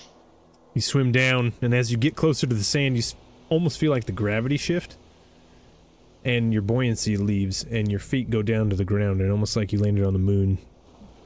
Puffs of dust around your feet. You reach down slowly towards the ring and grab it. And as you do, you hear Merida in your head say, "Who has found my beacon?" No, I'm just kidding. Oh, no. No! Oh, no, we're not doing that. Sorry, it's a Skyrim joke. Nobody's played 200 hours of Skyrim. You might not get it. I got it. Some of my family and friends that are watching probably don't understand. You grab this ring in your hand, and it feels like any other ring. Pretty heavy because of the gems, but it's very, very, very nice. And you look up, and you look like you're about 60 feet below the ocean, and that little hole above you. is what you saw. I'll put it in my pocket and start swimming back. You start ripping up, paddling. Ooh, you start getting tired. You're about halfway there. Keep paddling. Give me a strength check. Oh, I'm really good at these. 15. You paddle. You're like, oh man, I should have swam 80 feet by now. The hole starts to get bigger. And you break through, and your head comes up above the barrel, and your fingers come up and grab onto the sides. The rest of you on the ship see Vice's head break through the surface of the water now spilling out, and Vice, as you put your head out, your feet are now on the bottom of a wooden barrel, and it's just water in this thing.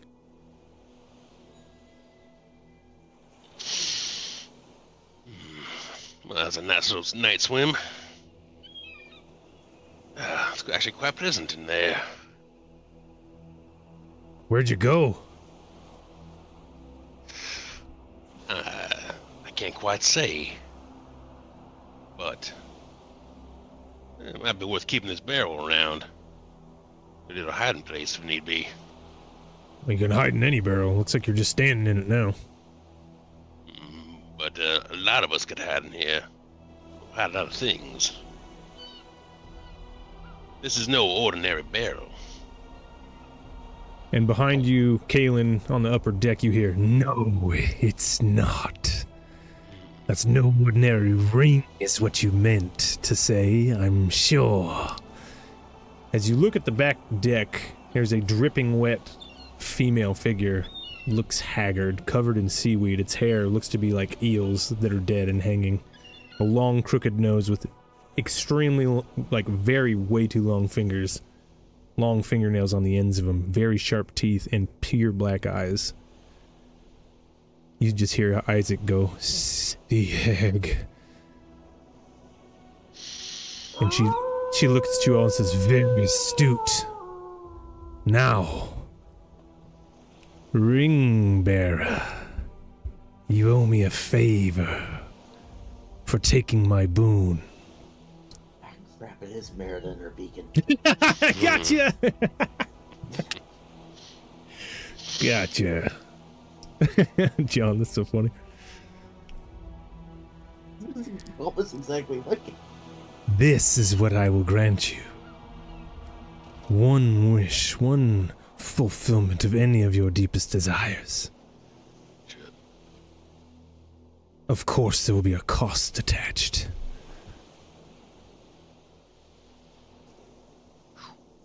What do you say, Vice? What is it you seek in this world, beyond anything else?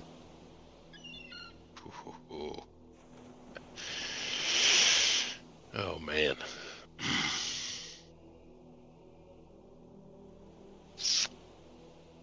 Let's see. Goddamn. I can see this is going to take you some time. You have 10 days to decide. I will get my price for you playing with things you don't understand regardless. I hope you choose a boon worthy. And as she says that, her body melts into crabs and shrimp and seaweed and barnacles, and they just spill all over the floor and slip off over the edge. As she leaves,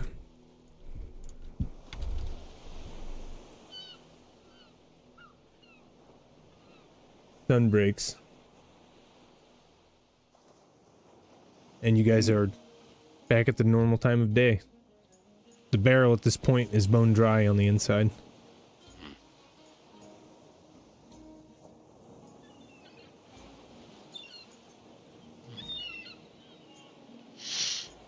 So if I might have skipped over this, but the gist of that is basically whoever has the ring when she comes back, she will grant a boon for a price. But it's gonna happen since you guys messed with her stuff. What do we know anything about the ring itself? No, you do not.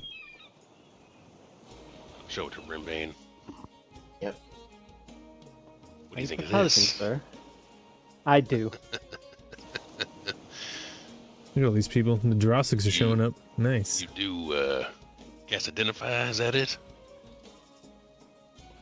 Yeah. That's very flattering of you, but that's not what I was getting at. That's very flattering of you, sir. Yeah, I'll take it and cast Identify. You guys are such good friends. It's great. I'm glad we played a campaign before this game. It's not a no, but it's not a yes. We'll speak again when I have my tavern. That's right. You cast Identify on it, and this is the thing that was giving you that strange energy. But with the knowledge now that this is hag related, because Isaac pointed out that that was indeed a sea hag, this is some sort of tether, and it's probably very, very valuable to the hag.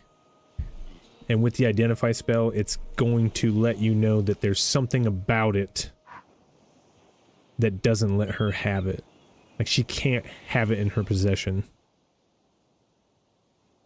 But it's not really a magic that I could say, like, oh, this spell does this spell does this. It's more of just like an essence that surrounds it.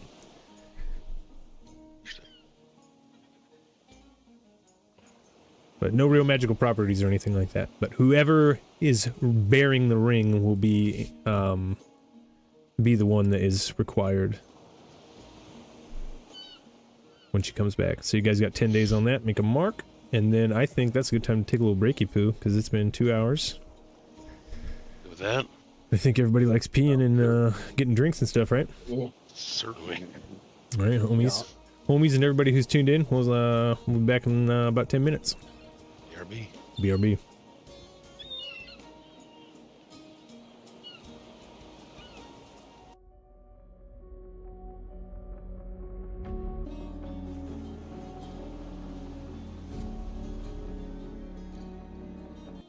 All right, back. Everybody's Should be good. should be good. Gonna summon Jam back. Jam, I think you're back. Nope, you're not. Give me one more. Failed to correctly assign player. I'm gonna go one more time.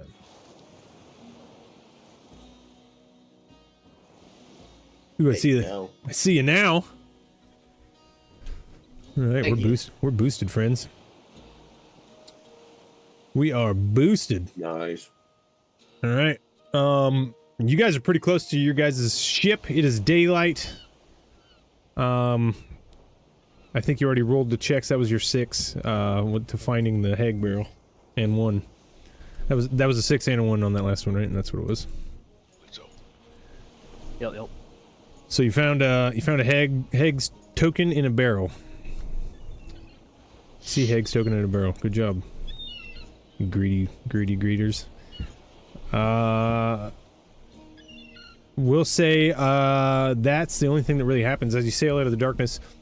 You guys continue towards the storm chaser, and the closer you get, you see that one of the masts is being raised with the center mast, and it looks like there's a bunch of guys over on the other side, and they're actually reapplying the foremast of the ship. This thing, it looks haggard. There's a bunch of shoring spots. There's a bunch of patch jobs. It looks like everybody's been working day and night. Nobody has a shirt on. Everybody just looks cooked, even the captain. Only one that doesn't look unharmed is your friend Magnus Embershard, the water genasi. He seems to do just fine in any sort of oceanic conditions. But that being said, you guys come up on the ship. You guys are within audible range. You see a mirror from Sam Oceans reflect across your guys' deck and acknowledge that he sees you. And you have a nice easy path. As you guys pull the sails in, your muscles are aching. Ugh. You're sweating, you stink. But you did make it back to the storm chaser. And as you guys broadside to the ship, the captain, his happy, sun-beaten face comes over the side. His lips are cracked. Glad to see you guys. Hope you brought something. Otherwise, we're ripping this thing apart. We've got some salvage to help you repair the boat. believe we have 25 whole repair points worth of salvage. Oh yeah, that's Yeah. right. Yep. Damn, your memory's too good, man. I love it. Helps me even. He's like my raid. You know when you raid a hard drive? I know that Zach's picking up like 36% of it, and I hold on to about 36%. Some of it's just floating out there in the ether. But we'll And, figure- yeah, the other three of us have the rest of that. You know, we got yeah, like 10% yeah, that's of the each. ether. Yeah, you guys are just. Oh yeah, I remember that.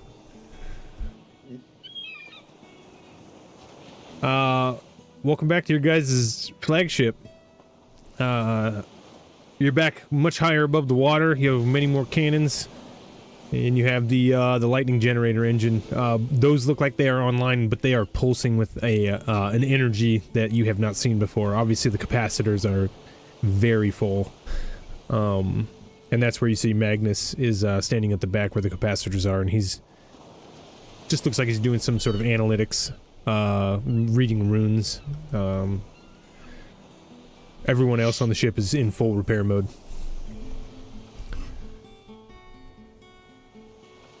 Well, Kalen will start unloading the salvage and the materials from one boat to the other. Right. Everybody Start organizing a process. Everybody will jump in on that. Go ahead and give me a persuasion check to see if you can get people off of their current duties to help you, Kalen. Otherwise, you guys are going to have to do it yourself.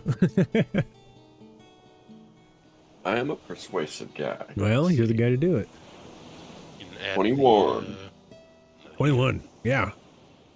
3 guys. You see Nate and Isabella and Ethan, Ironside's the dwarf. They all stopped carrying rope like they were. It looked like they were doing repair stuff with makeshift, and they're like, oh yeah, we'll use your stuff. They'll start unloading the cargo onto the deck. But yeah, if you guys want to, how much we said we got 25 hull points? Yep. So if we spend the next, I want a group roll. You can choose what ability you're using. Tell me what you're doing to help the speedy repair of the ship, and we'll see how long it takes for you guys to gain those 25 hull points back.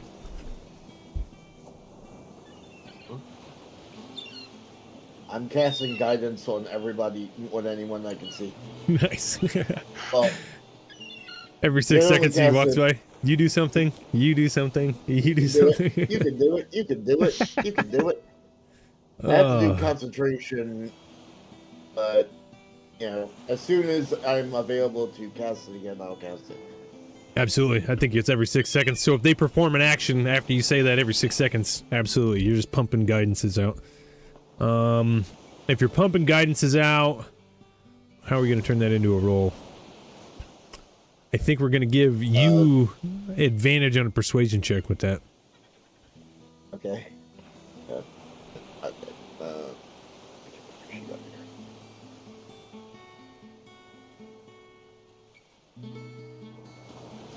16. 16. That's pretty good. Okay. So we got 16 for Jam. Kalen, what are you doing?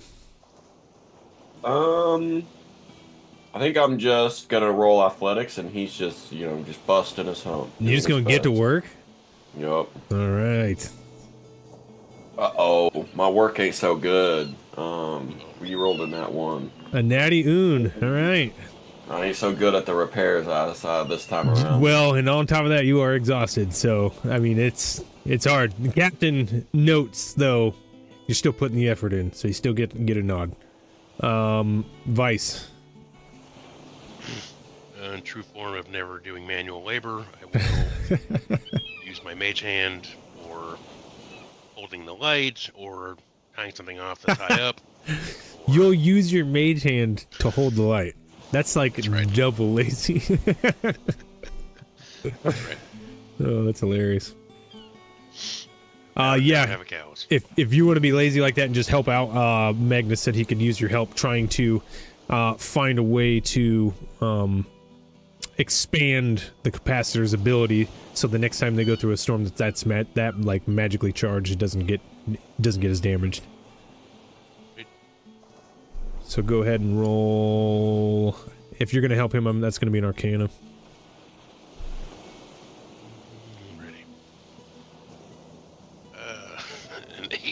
8. You say a couple of foolish things here and there, and he kind of slaps your hand away a couple of times. But he's not rolling his eyes at you. He appreciates the help. Alright. We'll see what that comes to later on. Who do we got left? Zach with Rimbane. What are you doing? Helping with repairs. I think I'm gonna go down into the kitchen, and with my Chillrin short sword, I'm gonna start making Yes, here it is. some fruit smoothies full of B and C vitamins, you know, to give everybody a little bit of Boosted, and they're cold on this. They're all refreshing, they're all yeah. so hot. Ugh. Yeah. You are. What are you doing here? This is gonna be a little. This is your intelligence chef's tools check, right? Yep. Go ahead and take advantage on that, big dog, for smoothies on a hot day. Just makes sense. 19.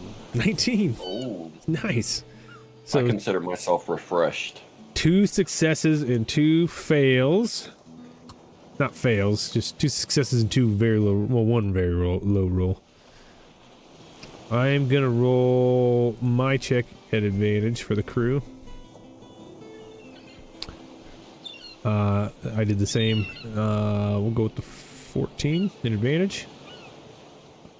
You guys spend another 8 hours working hard, and the ship has used all the supplies you have brought. It's not back in full action, but Captain Kine he's certain you guys are at 80-85% capacity. A couple more hours and dismantling the calm, you could be back to 100. But he's actually going to let you guys make that call. We gotten exhausted yet? Yeah, you guys are exhausted. You're borderline exhaustion 2. Ooh, we should go to sleep then. He's like, yeah, you guys need to rest. You guys go take a rest. We're gonna keep working. We've been taking shifts before, but we knew you were coming, so we hopped 2. But it's up to you. Should we cannibalize the calm? Or keep it whole? What happened here in the first place? Oh, it was crazy. There- There's no way you guys missed it. That giant storm that came by. It was like every lightning bolt that went into the generators, another one was striking somewhere else. We were like a massive target for it, and it just ripped us to bits. I'd never feared a storm on the Storm Chaser in my life. But that one that brings the black clouds with it, we're staying away from that.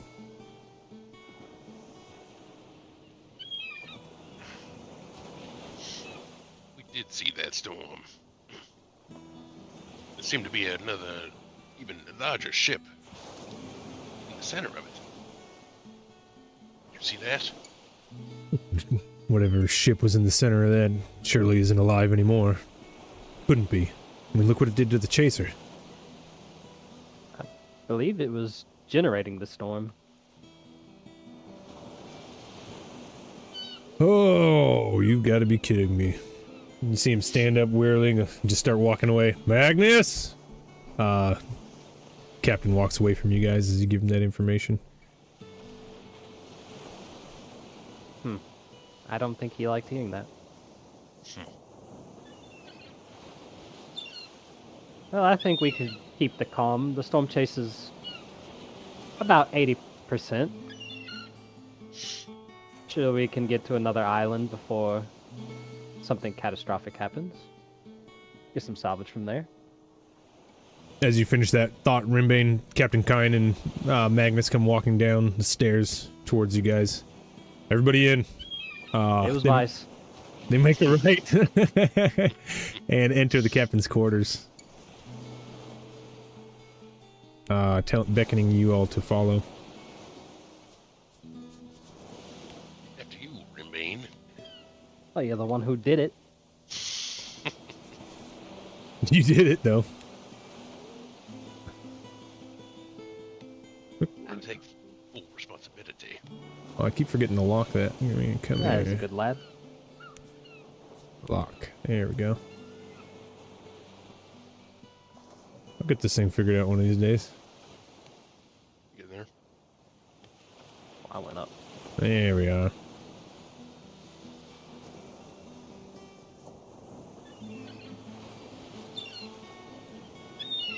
You guys file in. He's standing at the door. As you guys come in, I'll get Vice in there.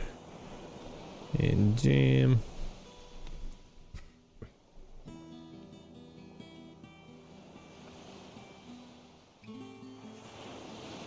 The door. I promise it wasn't me. Jam told him to do it. I tried to tell Vice not to open the chest. What are you talking about, Rimbane? What Nothing. chest? Wait, you guys found a chest? What was in it? Can I have some? Just kidding. I don't want The anything. one who assisted me on it. Back out now. I was helpless. Jam forced us to do it. Oh, calm down, boys. It has nothing to do with whatever you did while we were out there. Is that innuendo? He looks over at you, Kalen. No, they're quite serious. All right. Well, whatever. You said there was a storm. I mean, ship in the center of this storm. Yes, I believe Kalen said that the storm was somehow tied to the ship. Oh, Well, now the ship's going Kalen to be said generating. it. All right, boys. I need the truth here. What did you see out there? I will look at Kalen because he's the one who was perceiving it all. I was in darkness. Hmm. Let's see. Kalen's checking his notes. Hold on. Was that like a little There, flip? the, Pulls out his iPhone. Hold on. it seemed that the storm followed the ship. The ship was massive and shrouded in darkness, magical darkness, as it moved past us. We were able to avoid it by keeping quiet and swinging around, but Well, I was naive enough to sail straight through the center of it. We didn't see anything. There was nothing in the middle there. But the fact that you saw something got me thinking. Magnus? You see Magnus put his fingers together under his chin. He squints his eyes a little bit and furls his nose and goes, whatever ship was carrying the ancient platinum piece of 8 of storms, if they had it in their possessions and it was in any way functional, it would give them the ability to generate devastating storm activity within its range, of course. So if what you say is true, you passed a ship and we were just right next to someone carrying one of the 9 pieces of 8. And you see the Captain Kine pulls a little dagger out of his pocket and throws it into the board. He says, "Put that dagger where you saw the ship inside that storm. I know it was massive, as close as you think." I believe it was south of Dib's bunker, and I'll pull out my map and right it was I think we went south from Dib's bunker and we saw it because we like Yep. South and southwest. It's when you were out there looking for the captain, because he was supposed to be coming up northeast towards you guys. yeah And he's like, "All right," and Magnus. we got like half a day away from the island when we saw it. As you're talking, Rimbane Magnus has 2 mage hands, got like 2 pencils out and a measuring stick cut into a certain amount of notches, and he's drawing some lines, and they're kind of triangulating. And then you see him snap one of the mage hand's fingers, and a magical ley line. Mary, can't you see? Thank you for the follow. Mary, can't you see? The ley lines start to come up above him, and his eyes glow over with the same essence that his mage hands have, this like glowing blue essence. He begins to weave in front of you guys, and he pulls the weave backwards, and you see the ley lines moving slowly in reverse. And you see Captain Kine look at you guys out of the corner of his eye for just a second. Jam, you definitely see this, but he looks at you almost like, I don't know if I should be showing these guys this. But then you see him nod to himself, and he's like, no, it's alright.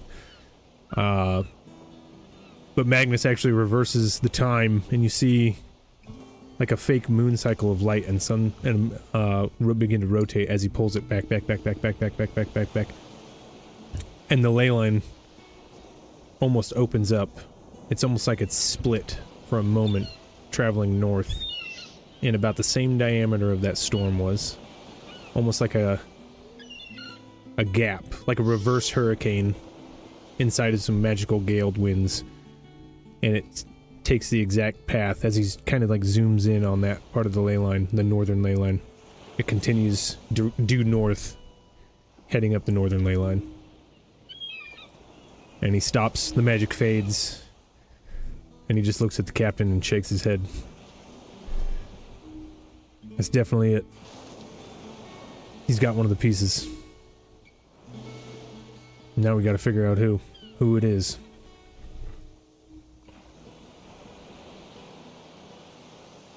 How do you propose that we do that?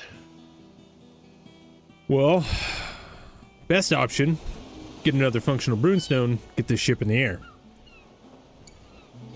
Second option, Magnus finds the tools we need, and we find the pieces we need to amplify these capacitors so the storm is less dangerous to us. Maybe we can negate it entirely. Though now knowing it's one of the 9 pieces of 8, we might just be able to lessen it versus nullify it completely. Other than that, I don't see any other direction. If they have one, I guarantee you they're trying to get to the others. What do you say? I say that we need to find those pieces before they do. We have a rudimentary way of tracking him now, but the only problem with Magnus's abilities is he needs first-hand knowledge and quite a bit of energy. You see Magnus is very much sweating at this point to be able to do what he just did with the ley line weave there. So I can assist Magnus as I'm able. Magnus is like, well, if you're gonna help me like you did with the batteries earlier, thank you, but no thank you. I just got off the boat, man. Give me a break. True. And with that being said, he stands up and walks over to his rack and just honks out almost instantly.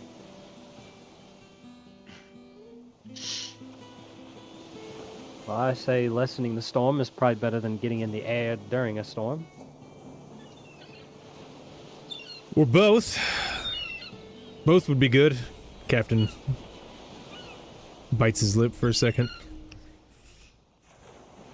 Both would be good.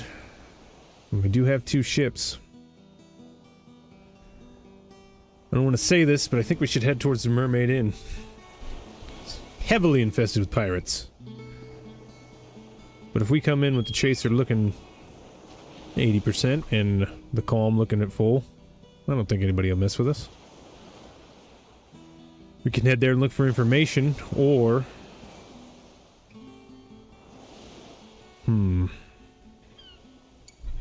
We could always go ask her. You see his jaw kind of pulled down a little bit on either side of his face. The Hag of the Sea. Oh. What? There's only one hag. I believe we've met one. That Vice certainly did it. sounds familiar. Do you recognize a connection between the two?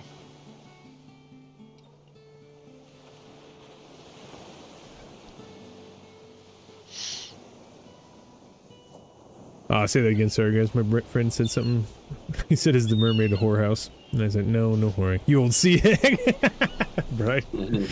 I shouldn't pay attention to Brian chatting. He's too funny. Do we know... Oh yeah, go ahead. Do we know the hag that he's talking about to be the hag that we just met? That you don't know. You just met that hag and you haven't said anything about it to him, so he's just letting you know what he knows. Sea hag, you say? Well, that's certainly interesting. We just happened to meet a sea hag not long ago. Meet a sea hag? You stumbled upon her territory, or what? It's a serendipitous occasion, but Well, the one I'm thinking isn't down or over to the west where you guys are. It's just closer to where we're at now. Oh. Uh-oh.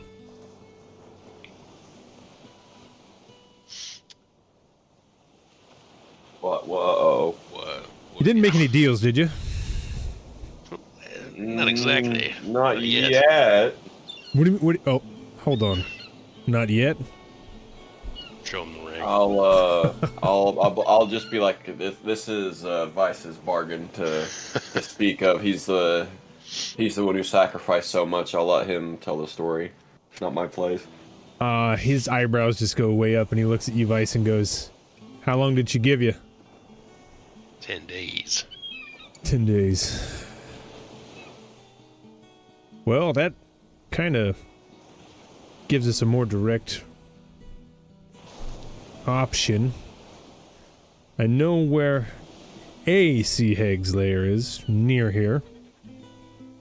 You found one recently, so it's either a rival, because they do not get along,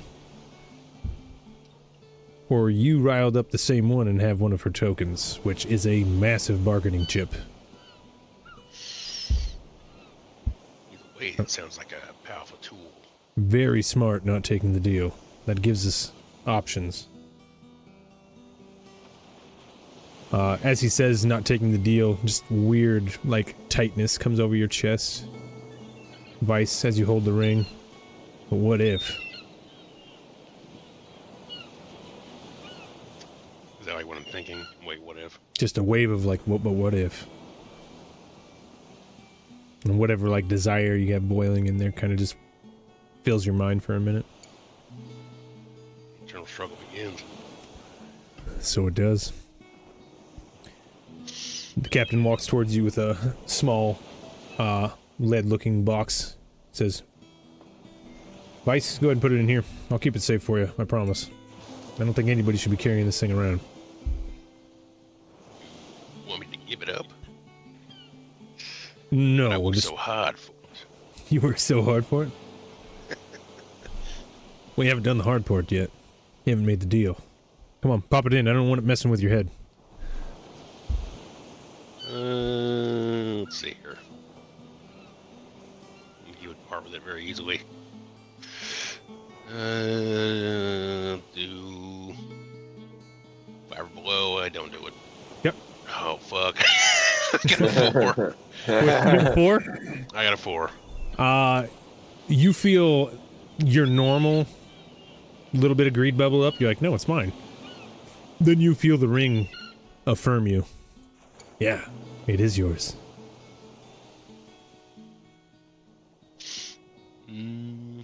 I think it's best I hang on to it. Well, that... I'm not going to say that makes me feel better in any way. But, alright. If anything starts happening, you feel a little weird, let me know. He closes it, puts it on the desk thing. That thing's made out of lead. Can cancel out any weird magic stuff going on. Pop it in there if you get a little strange. More strange. Well, I thought that was without being said. Alright, get out of here. Go take your rest. You guys have earned it. Good job making it back. Yay. You guys are back on the Storm Chaser. Any NPCs or PCs that you wanted to... No, sorry, not PCs. Any NPCs that you wanted to converse with or learn anything from, you guys are open to now. But I'm going to give you guys your long rest. Throughout the night, the rest of the crew continues to work on the ship. You guys get it back up to about 85%. Looks ready to go. When you wake up that next morning, the ship is ready to get underway, and it has the Calm in tow. I'm going to take some paper and, since I've committed those markings from the Eldritch thingy door to memory, I'm going to rewrite them after waking up, and after getting back up, and show them to Captain Kine. Ask him, have you seen these markings anywhere before? And can you tell me, what can you tell me about them? Do you know anyone who knows anything about them? Because they are affecting my mental circuits. He squints his eyes a little bit and starts looking over the runes that you gave him.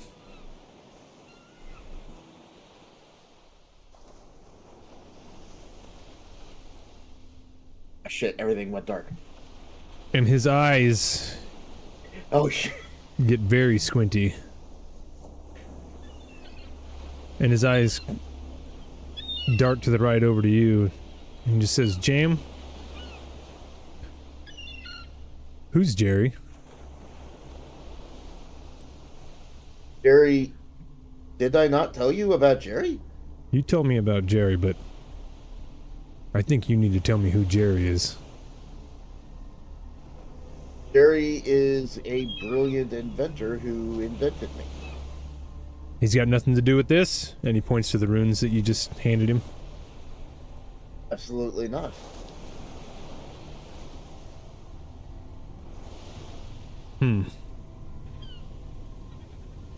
I found these while we were looking for the Kraken. I found this door while we were looking for the Kraken. Jam. He leans in. I lean into.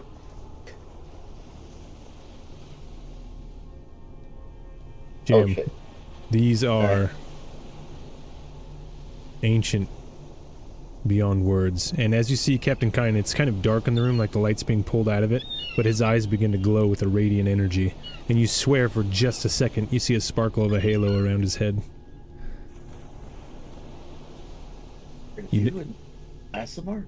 You don't show these to anyone. Do you understand? Destroy these, and we don't talk about this ever again. And then he leans back, and the light returns to the room. The sense of foreboding still hangs over in the air. He's like, I can do the first thing. delete that from your programming. Nothing good can come from any of that. I do not know how to do that. It's been a... Sorry, John, say that again. I don't know how to do that. It's been affecting my times when I'm at rest. I've been doing things that are not in my control. Well, this makes things slightly awkward, but I think the hag's the right direction. Now more than ever. I'll take the papers and put them directly under my monitor head where the shredder is. Yes. Filings. And the shreddings shoot out from my butt. And the captain just goes, it's actually pretty handy. Alright, if anything gets worse, come to me, but we're gonna get to that hag and figure all this out, okay? Yes, sir. Thanks, buddy. He slaps you on the shoulder. Now get out of here. Thank you. I get out of there. Right, anybody else? I would like to seek out Magnus and learn weaving. Alright. If we want to learn some weaving... Magnus is working on the charge batteries right now. But he'll spend an hour working with you on the weave and all that stuff. He actually asks Kaylin to borrow that spyglass. Ooh, follower go. Famous Amos. Famous Amos. 69. Nice. Those cookies, man. With the spyglass, it allows you to see it without being trained in the weave, so he borrows that. And you guys spend a little bit of time. Go ahead and roll. Let's do 3 consecutive higher DC Arcana checks. Rimbane. Alright, let's see. The first one is a 7. 7? Okay. 21. Nice. And 19. Nice. You... At one point during your training, you pull the spyglass away from your eye. And you swear that you can see a weird shift in the light that wasn't there before on these waves. That's called the weave that leads the magic and the barrier around this planet. But you can't quite see it as easily as Magnus, how he just looks and sees it like he would see a cloud moving. But you're getting it. You're getting the eye for it. And once you figure that out, he'll be able to teach you some pretty cool stuff. what's the tracker for that? I think we'll do it the same way as the other one. I think it'll be 3 rolls every time we do it, but it'll only give you 1 towards your proficiency. Since you're not in a learning scenario. These are normally schools and stuff for this. So you succeeded on 3, 2 out of 3, so we'll give you 1 on your 5. Gotcha.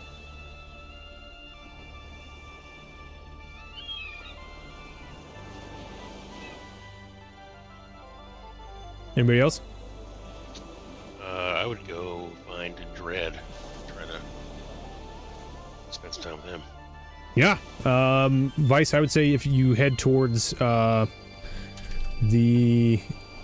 front of the ship below deck, down in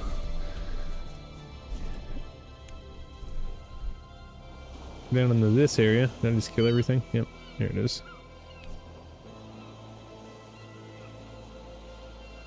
We lost our coffin, but I do have a Dread. Give me 1 second. Undead. Oh, that guy looks cool. I'm gonna use that one.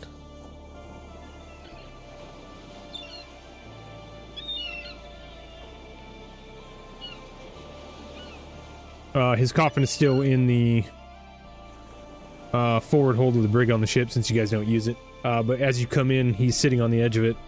Seems to be writing. The door is wide open. You see the owlbear is rolled over on its side, snoring in his nest. And Dredd is sitting with his 2 feet on the ground, elbows on his knees, writing on a journal between his legs. Ah, Vice, yes.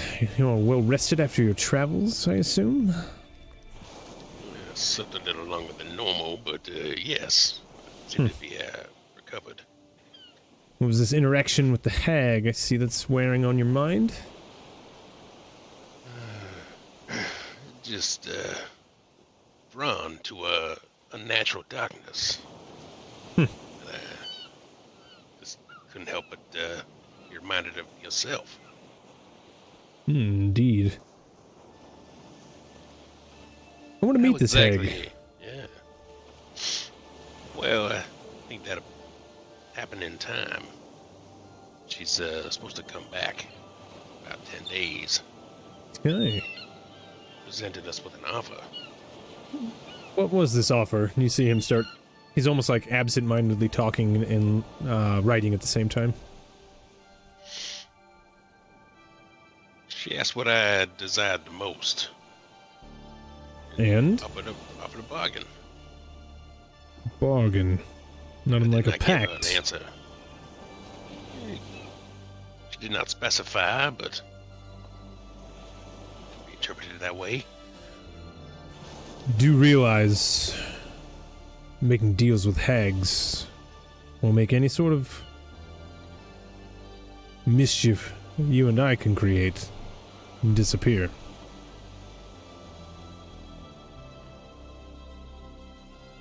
So you're saying this deal could be quite beneficial? Not for you. If you utilize this hag's fate weaving, our ability to maintain any sort of pact is basically null and void. Their magic is fate manipulating, so just bear that in mind as you tote around her token. So if I take this deal, then I have to choose Indeed, the hag or you. that's what it is.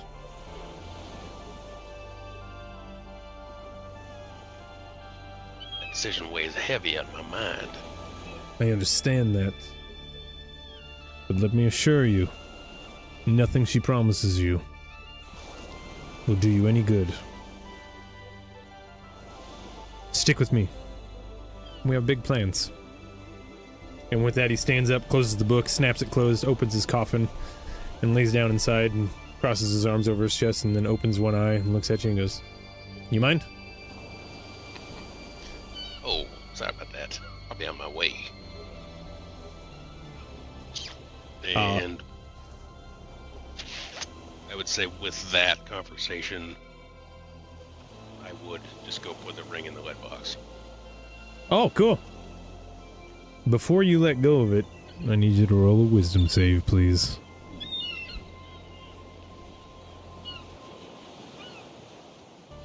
That's 4. You think about it for a second, and then you close the box and absentmindedly put the ring back in your pocket and walk out of the captain's room. Nice. Glad that button's done. I can focus on what's right in front of me. You feel lighter now that you're not carrying that ring around.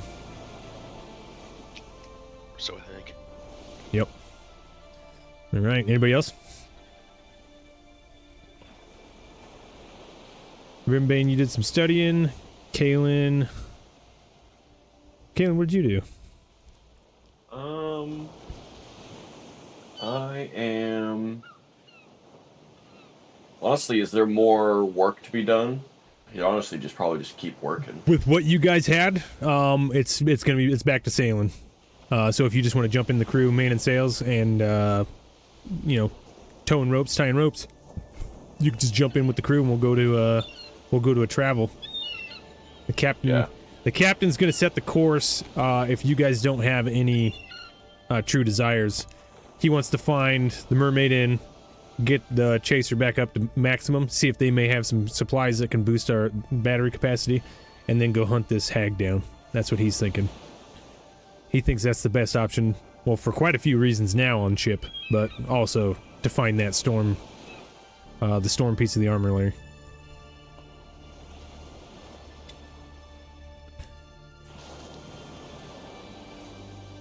Yeah, I'm down to find that hag. Right. So everybody is long rested and ready to go? Absolutely. Okay, got your stuff all updated. Got Jerkle Skirt. Just make you want to. Hey guys, don't. I'll ban you. I'll have to ban you. I think Liz is having a conversation with herself in chat. That's hilarious. That's real support right there. She's got a phone and an iPad and a laptop. Damn. No, I'm just kidding. That's so funny.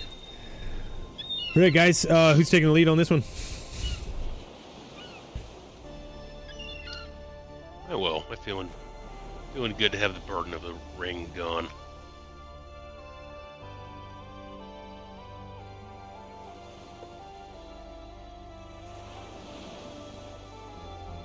Give me that roll.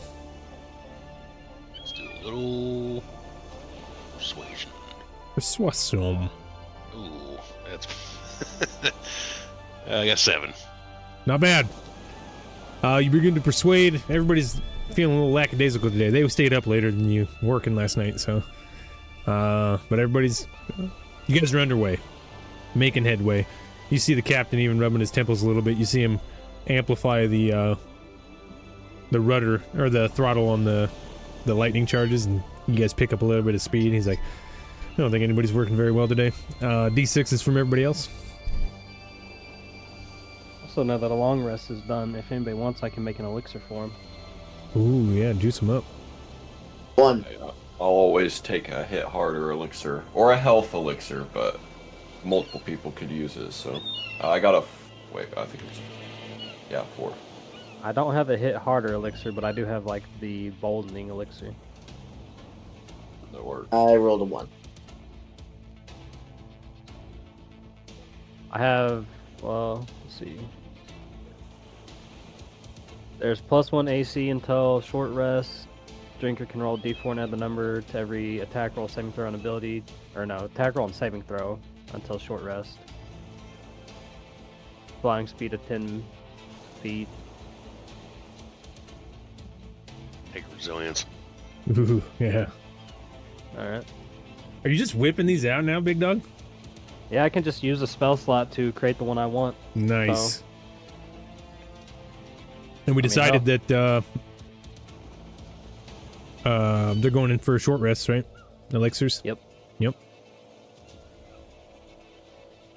So, I mean, one spell slot for 1 AC until a short rest, or a spell slot for D4 until your next short rest, I'll take it. Heck yeah. I'll spend all my spell slots That's for that. brutally good, especially with the way we did stats to starting out. Mm-hmm. That's a really, really utility way to run that, man. That's huge. So Jerry, you wanted one? Yeah. Yeah, we'll just do the hit more one. Yeah. And that's you roll once and then... And the elixir itself lasts until a long rest, but the effect lasts until a short rest. Yeah, you can use it anytime within a long rest, but when you drink it, you have it until a short rest. Yep. Okay, yeah. Jam, did you want one?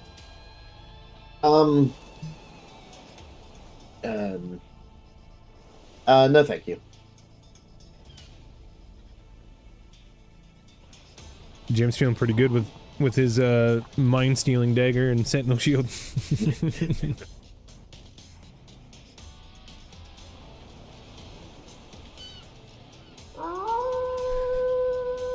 Bjorn Rathsmith 1.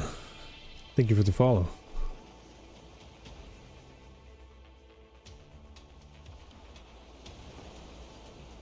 And then I found out my mic was muted this whole time. Oh no. Oh no. I made that mistake before. That's why I really like this microphone, because it glows a bunch of colors when it's on, so I know.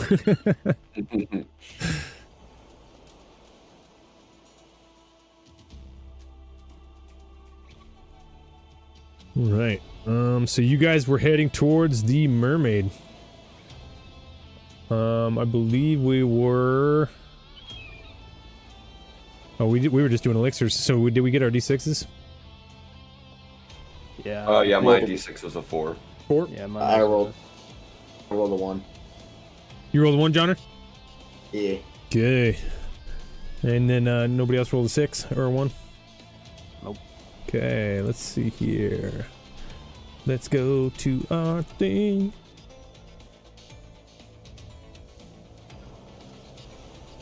Ooh, this is cool. And what was your what was your roll to get everybody going, Rimbane? 7? I think it was Vice with the 7. Yeah, it was a persuasion. Oh, 7. Vice, that's right. Vice. Yeah, everybody's working. Roll me a D100. I want to see what you Let's get. see. 66. 66.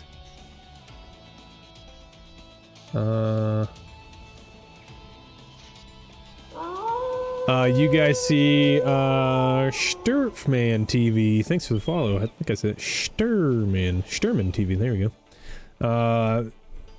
You see out in the distance a ship looks to be sailing directly west across your guys' direction. You guys have flipped around back into the northern ley line, but you're also heading northwest again, farther and farther to the northwest, so you can find this mermaid's place. But heading directly west, not on the same path as you.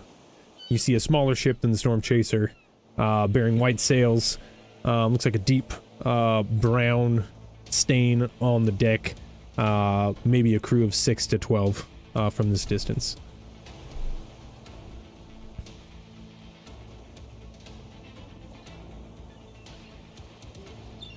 Was there any kind of hostile markings or any reason to be wary of this ship?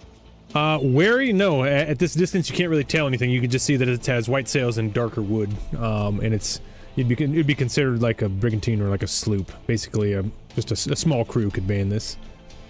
Not unlike the Calm. Why doesn't somebody jump up there with that viewing scope and take a look at that ship? Okay. You see Yeah, Isabella okay. say, "Why don't you do it, Wings?" I'll climb up there. Because I'm guiding this ship today. Guiding the ship today, yeah, sure you are. And Isabella's just scrubbing the deck like she normally does. Just with my nose high. As you steer with the mage hand. Exactly. From the other They side drew of the the ship. perception. You're like the guy that keeps his hands in his pockets from One Piece we were talking about earlier. Kenji, right? Sanji. What's that? It's Sanji. But Sanji, that's right. Sanji. Nice. Thanks, John. 23 to perception. 23. Out in the distance, you look way past this ship crossing your line, and you see what looks to be a structure built on top of the water. Very large, and it looks like there's multiple structures attached to a hub. You would assume that's Molly's, what the captain was talking about. That ship is not with that high of a perception. You see that this ship is just crossing your path. It just happens to be crossing your path. It doesn't look like it's heading in the same direction as Molly's. You do see 6 humanoid shapes on deck, and they don't look to be reacting to you guys in any way. But as your spyglass goes up to the crow's nest, you see that they're spying you as well, and you see a humanoid figure just do one big wave. I'll wave back. You wave back. They appear to be friendly. If they'll leave us, I suggest we leave them alone. They're leaving us alone.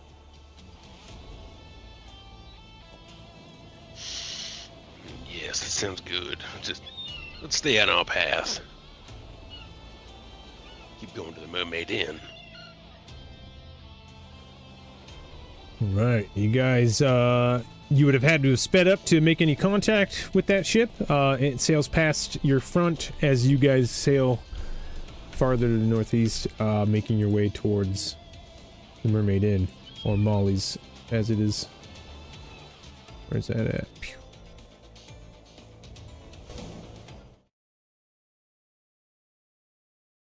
Jump over here real quick. There's no music here. Sorry guys, give me one sec.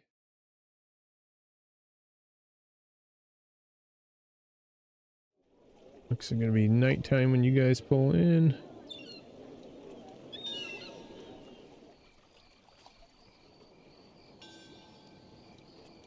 This one sounds good. Not gonna pull the ships over right now since I can't copy paste them. Very good. But we'll get you guys narratively.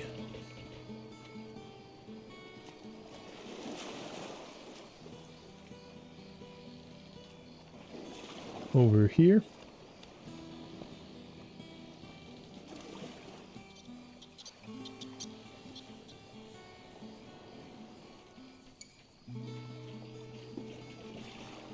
The closer you guys get, you see that some of the structures that you thought were structures were actually see rock walls, and an island begins to form out in the distance.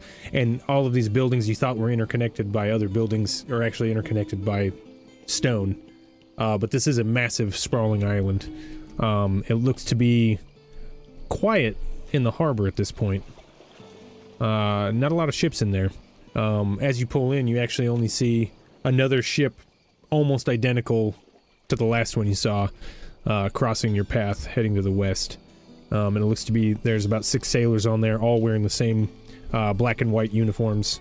One older gentleman, seems to be a Goliath by descent, is ordering his crew around, and he's standing there not doing much, but he has a hat on that signifies some sort of officer status. But you guys end up at the Mermaid Inn, or Molly's Island.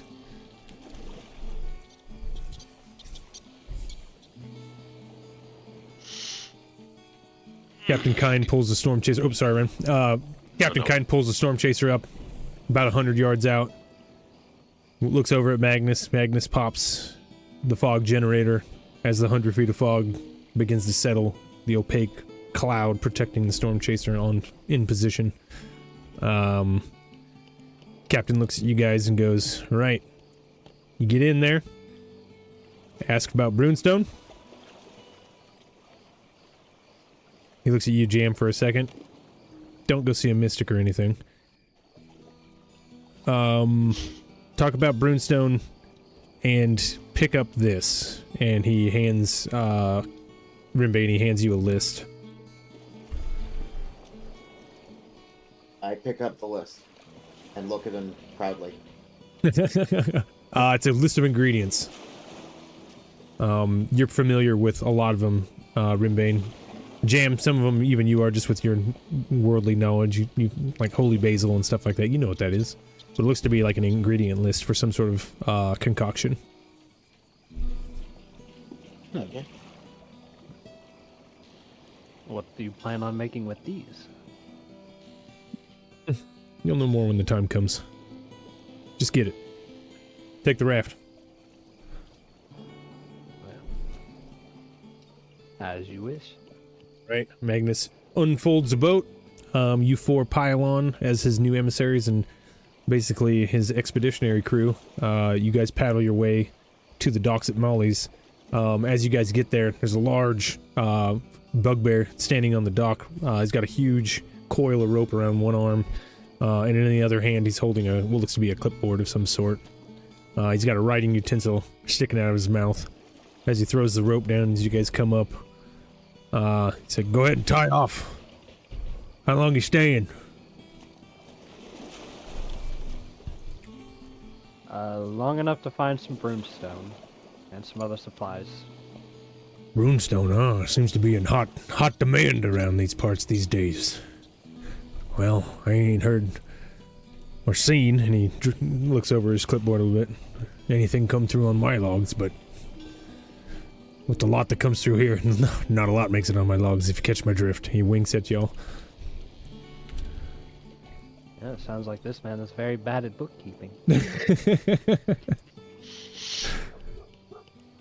You're assuming that he is probably pretty bad at bookkeeping. Maybe intentionally. Maybe intentionally. Wink, wink. Well, anyway, how long you staying? Is there a time limit on how long we can stay? Well, your dinghy down there, it's gonna cost you.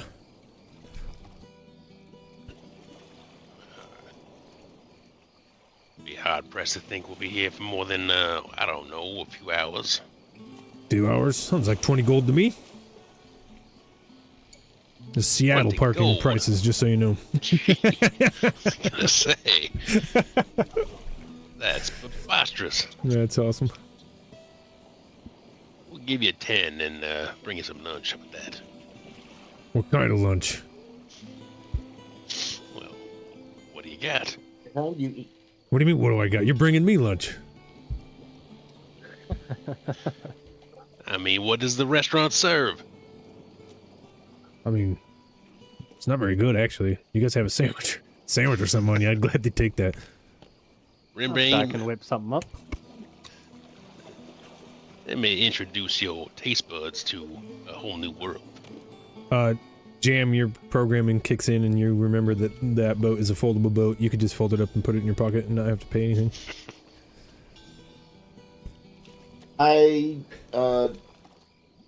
You took Keen Mind, right? don't understand. This is it. No, I didn't actually. Oh, well, anyway, you got that. You got that for free then. I thought you took Keen Mind. Oh. I think he was talking about it. Yeah, I thought he was talking about. Yeah, I ended up just upping my wisdom instead. Nice. So, Okay. Well, freebie, no big deal. Appreciate that. Yeah. We don't actually have to pay for. We could just take the boat with us, can't we? It's a folding boat. That boy does have the other. Well, I hate to tell you this, but there's still a walking on the dock fee. Oops. Didn't sound like that pained you too much. Oh, it does. Deeply, my friend.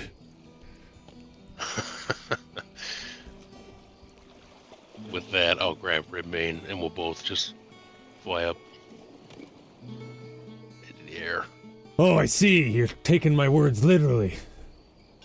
Touche. And then he turns back towards Jam and Kalen and just goes, I guess your boys left you dry. You're paying.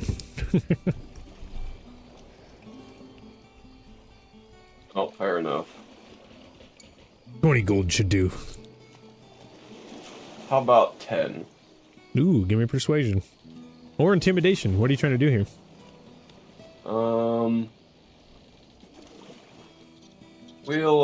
I'm fed up with this guy. We'll intimidate. Okay. You can do it. I cast guidance. Nice. You can make him feel bad.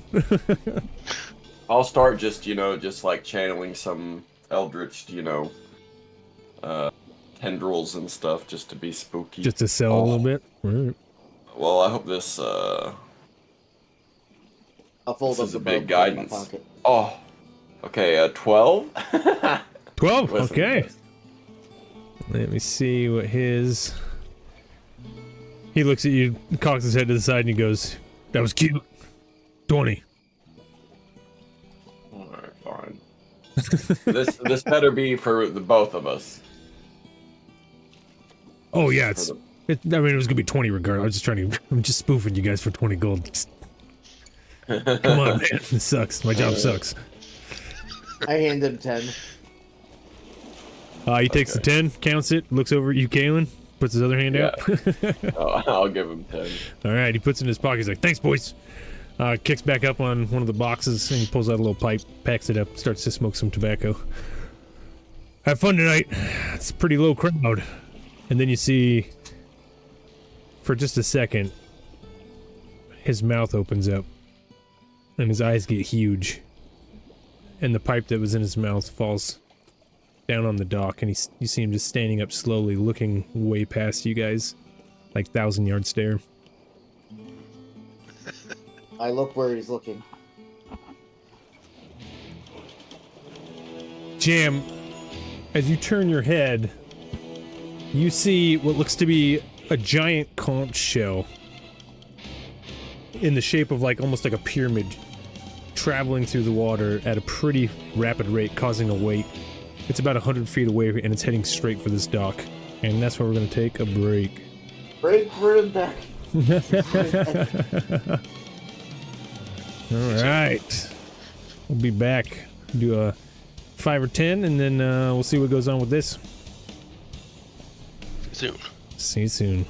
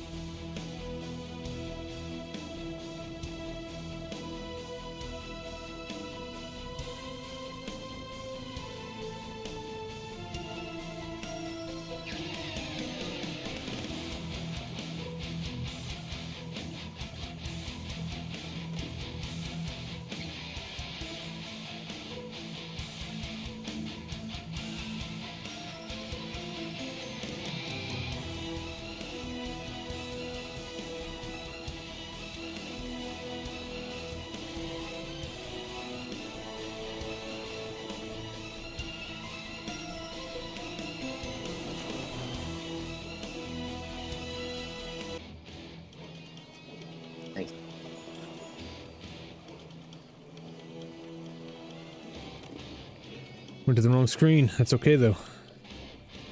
Because now we'll go to the right one. After we go to the wrong one. We are back. So you guys see this harbor master, Bugbear, drop his thing and just stare out, and then you turn around and you see this giant conch shell speeding towards you guys out in the water.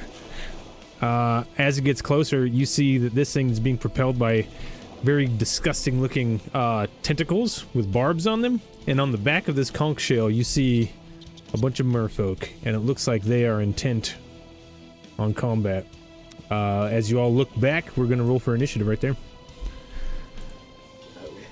So we got this, and this.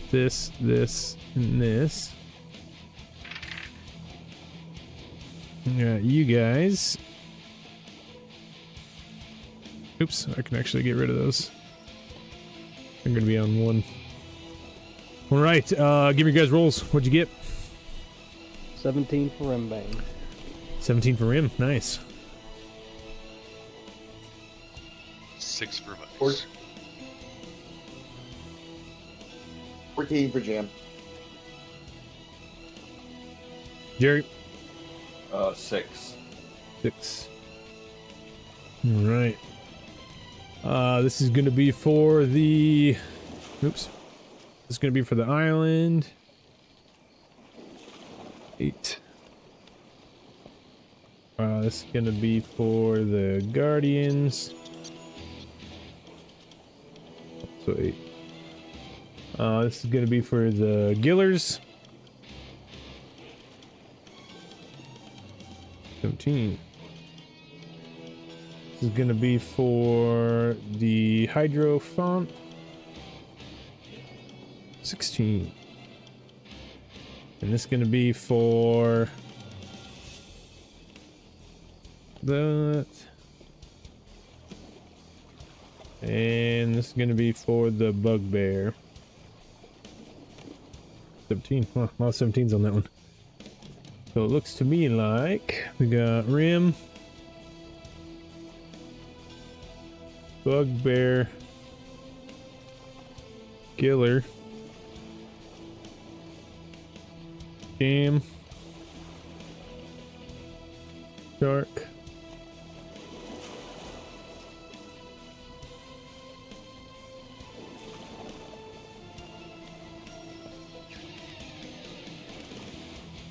we starting off with Rimbane. Rimbane, you see this conch-shaped island approaching you with things you know to be hostile, and they look ready for battle. They just snuck into a pier that you guys have come into. What do you do?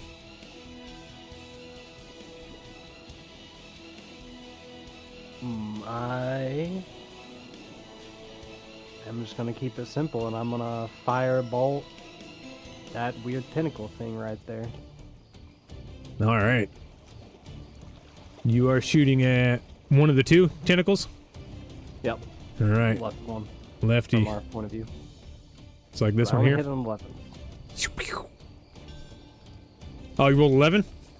Yep. Oh, that's a pretty big target. You hit with an 11. Nice. 5 Aiming for fire the damage. 5 fire damage.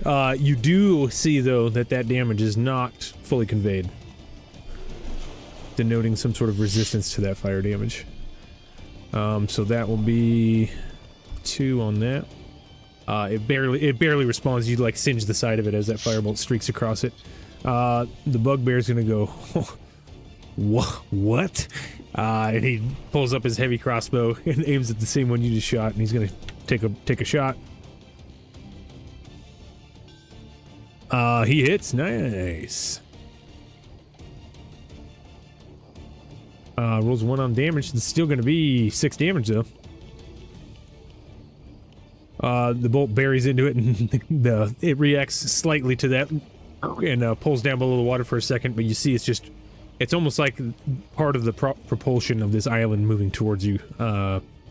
These tentacles sticking out. The Gillers on the back are all going to hold their actions and continue riding on their travel bus. Jam.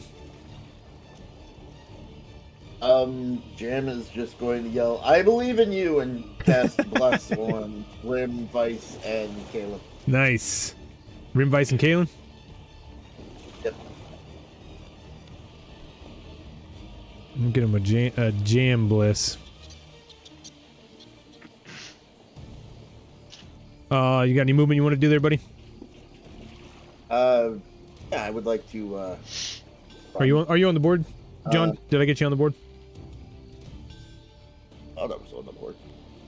I guess not. Right here? Oh, no, there I am. Okay, cool. I gotta figure out. Oh, no, I gotta figure out movement. Movement again. Oh, yeah, I forgot about that. Mine went away, too. Oh, no, mine's back. Oh, yep. Sweet. Okay, I'll get right here. Okay. You bless up, and then turn around and run. At that point, this entity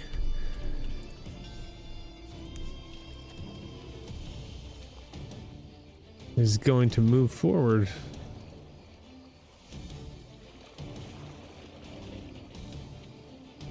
Just want to grab that and this and this. Man, this is...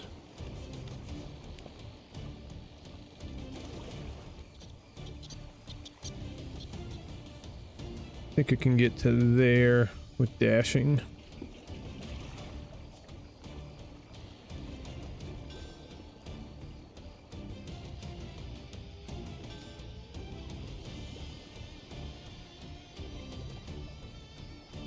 We'll grab all these guys and move them over here. Man, that makes it so easy. Nice. These tentacles propel this island forward, and as they do, they come close to the dock, and you see these two things submerge themselves. And just their shadows in your eyes begin to grab onto the posts holding the dock up, anchoring this creature, or whatever it is, to the docks. As that happens, you see shadows in the water of what looks to be sharks that are now swarming into the harbor. 3 of them by the looks of it.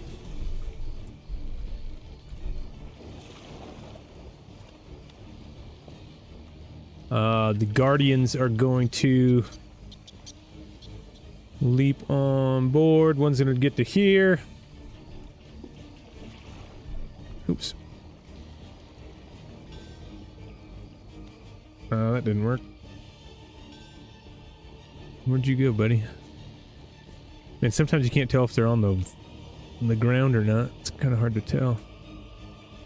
There it is. He's gonna get there, we'll say.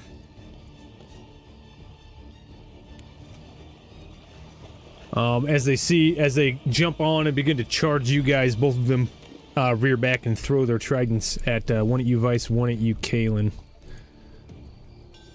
First one at Vice sails right past your head and buries in a box, and you see him grit his teeth. He snaps his fingers and it reappears in his hands with like a crackle of lightning. And Kalen, obviously the other one, whiffs by you also.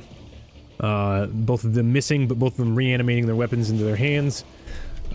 With that being said, 2 of the guys on the dock are going to take crossbow shots. This one's going to get up on top here. This one's going to get a little bit more elevation also. But they're going to shoot at one at you, Rimbane, and one at you, Jam, as you guys are running away. They're going to try and slow you down.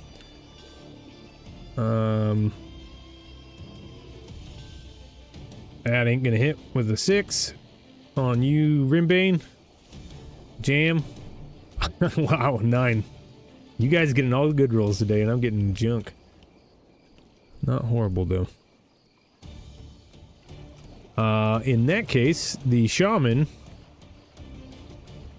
is going to come around to this side. And what can he do? He's going to begin to writhe and turn his body and change the... This is going to be cool. Change the feel in the area a little bit.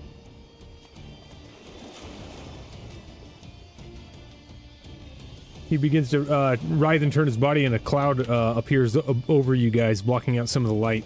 And you see lightning crackling from within. And he pulls his hand down as a lightning bolt crashes between the bugbear and Kalen. I need both of you to make dexterity saving throws. The bugbear rolled a 2. He's going to take 12 lightning damage. What is bless? How high is bless? D4. D4. Only a 7. 7, that's going to fail. Also, you will also take 9 lightning, Jerry. Kalen, as this lightning bolt cracks down as he calls lightning down, it sparks in between you guys, and both of you guys writhe in pain momentarily. Over across the dock, you see the guys that were on the ship over there. They begin to scream and rally, and it looks to be the first 3 are dashing over in your guys' direction, trying to get over to you as one falls off into the ocean.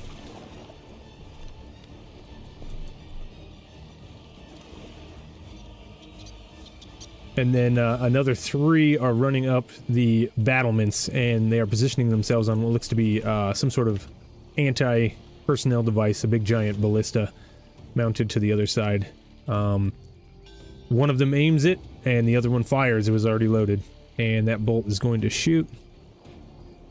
I think they're going to shoot at that shark right there. And that is definitely going to hit. I think that was 60-10 for the ballista. 31 damage as this bolt buries into this shark's head. It floats to the surface and upends.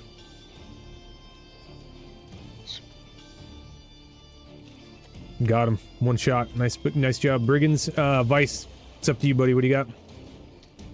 Is this conch shell boat still coming in? It is. So that island is. It's just right here. It looks like this thing's just going to start pulling the dock apart, and it's still moving itself forward. But it's right next to the dock, just like it is here.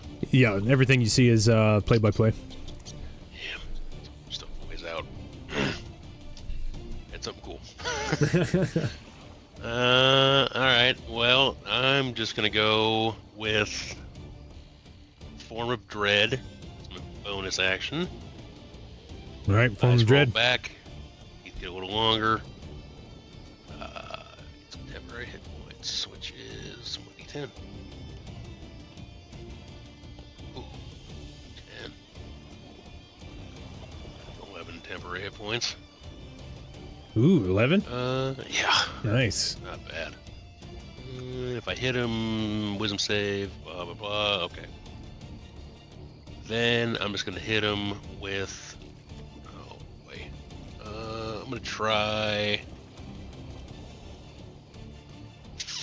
So some of them are actually on the dock. Is that right? Yes, 2 of them are basically exactly how you see it is how it is. Alright.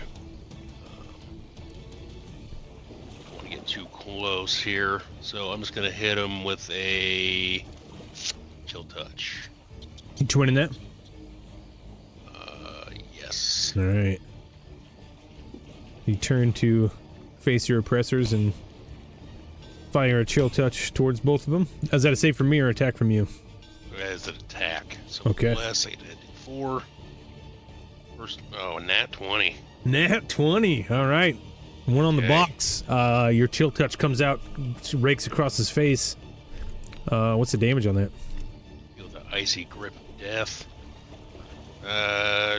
Doing dirty crits. So that's an 8 plus 6 is 14. 14. Big hit for a cantrip. Yeah. That doesn't bloody him, but it almost does. Okay, twin for the other one. That is a 13 to hit. 13 is gonna miss. These guys do wear shields with their barnacle armor. And then I will, once I see that, I will take flight and drag it the fuck away. All right. Makes sense. Kalen, Rimbane, you're on deck. We are going to be getting rid of this bugbear in front of me. We're gonna hit him. You're gonna hit the bugbear? Heck yeah. Why? He's defending the dock with you. Oh wait, he's on our team. Sorry. Alright, so we got ghillies to worry about. Yeah, You guys yeah. got lightning bolted together. Like you guys, you guys are boys. He wants that 10 I just gold figured, back. he was, just an innocent, well, not innocent, but a bystander. Oh yeah, well you don't want to cleave him down, do you? No. I was like, well, Kalen's really going Oathbreaker, isn't he? We'll swing at this ghillie right here. All right, these are the Guardians. These merfolk are a little bit more adept at fighting, but yeah, go ahead, Kalen. You fought these guys before. I want to bonus action drink my hit more elixir. So Absolutely. I believe that'll give me 2d4s to hit now. It's one of the D4s you only roll once, and then that lasts that number the whole time. It's that number the rest of the whole okay, time you have the okay. elixir. So since I drank it, I'll use it now, right? Or roll it Yeah. now. Oh, we got a big one, a 4. Nice, not Nice, bad I'm at a all. 4 to hit forever. I like that. And No, I saving know. throws. And saving throws. Basically Alright, well. plus 8 to all your stats. This is, we're gonna hit a plus 10, or we're gonna swing, and this is a plus 10 to hit without bless. Okay, but we got a. Natty one. Yeah. Roll another d20 for me, just straight d20.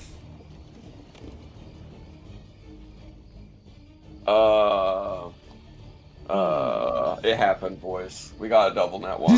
That one. What? No, it doesn't Inspiration. happen. Use your inspiration. Use your inspiration. Yeah. I've got. Okay, yeah, I forgot about that. We inspired, so we rolling again. I'm very rarely ever, inspired.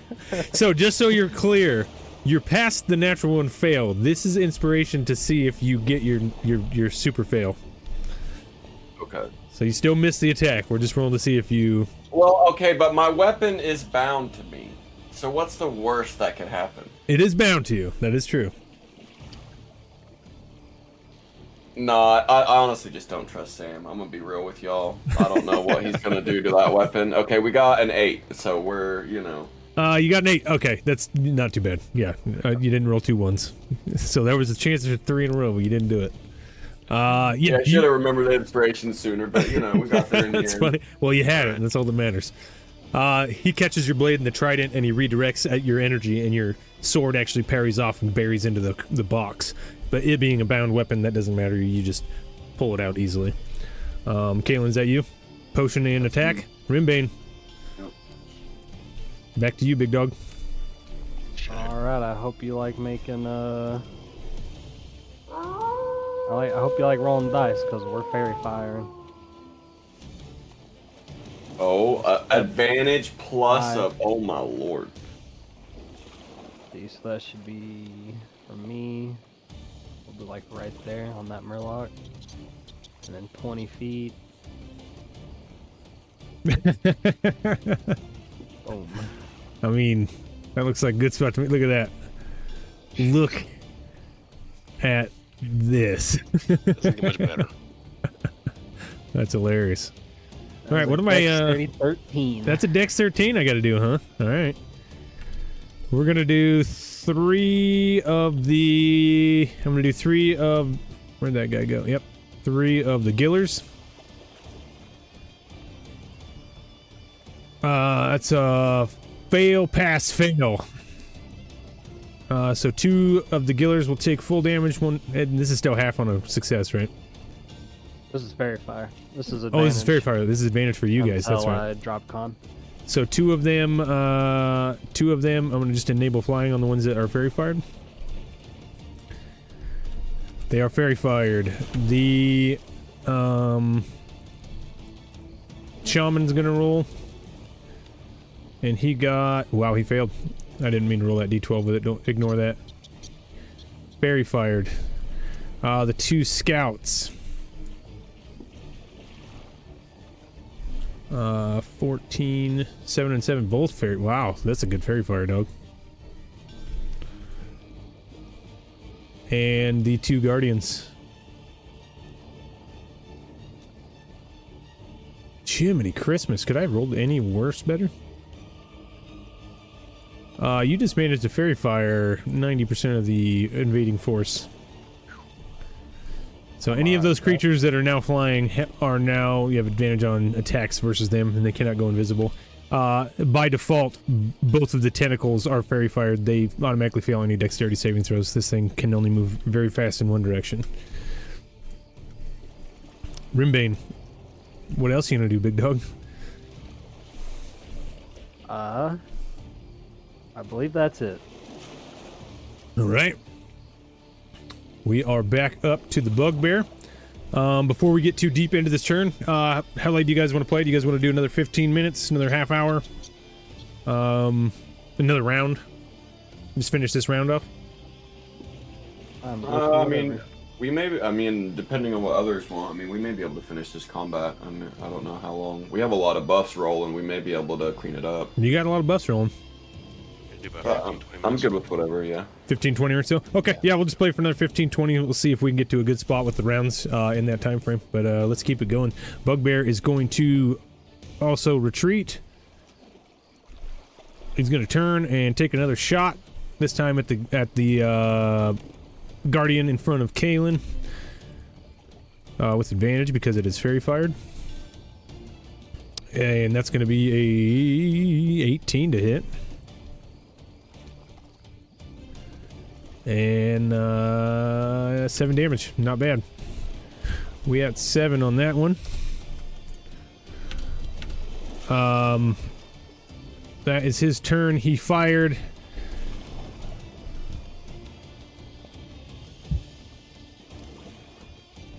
One.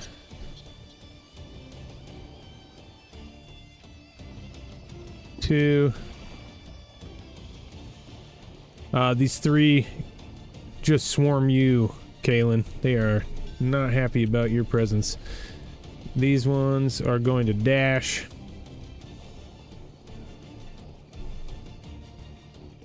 Ignoring the fact that you guys can shoot things at them that make them glow. They all are just piling up onto this dock. These guys are pretty terrible. Back three had the dash. These ones surrounding you are all going to attack you with advantage. Kalen. First one is a 21 to hit. 21.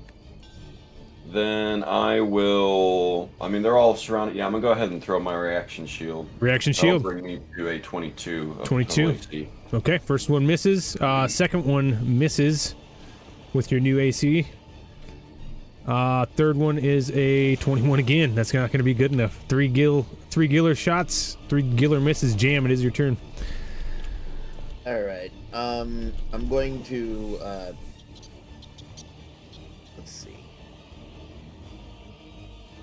Which one's the? I'm looking for one that's been injured already. Both of the guardians on the dock have been injured. The one on the box looks worse than the other. I'll target that one and clap my hands together and cast Toll Dead. Toll the Dead. Yeah, Toll the Dead. Yep. Toll the Dead. I gotta make a save on that. Yep, Wisdom 14. Wisdom 14. Big plus 0 to that 3. Roll that damage. She's already hurt. That's D12. Yep. That is 6 necrotic damage. 6 necrotic. He's definitely bloodied at this point. Past that. He's past bloodied at this point. I'm going to go ahead and fire out my, for my bonus action, fire out my spiritual weapon. Oh yeah, here we go. Where are you planting that at? I'm going to plant that right...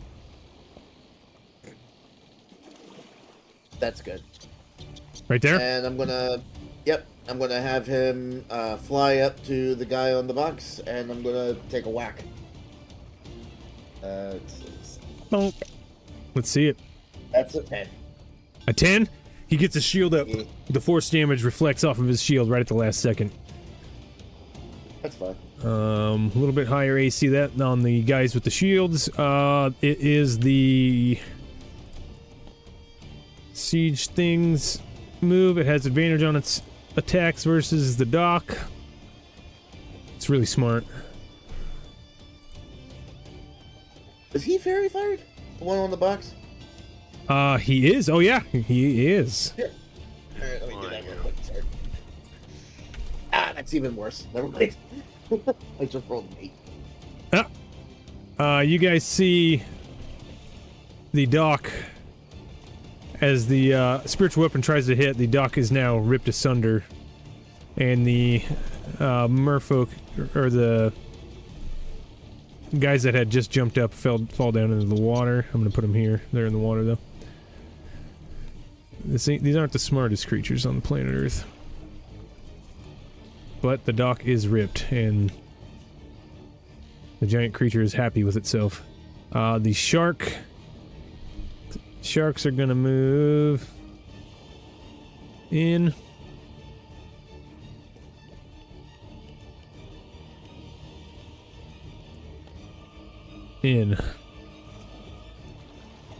Looking up at you, Vice. I can't jump out of the water. Not right now. It's too shallow. Merfolk Guardian is going to look past the spiritual weapon at you, Vice, sling his trident in your direction. That is going to miss, I'm guessing. 12? Yeah.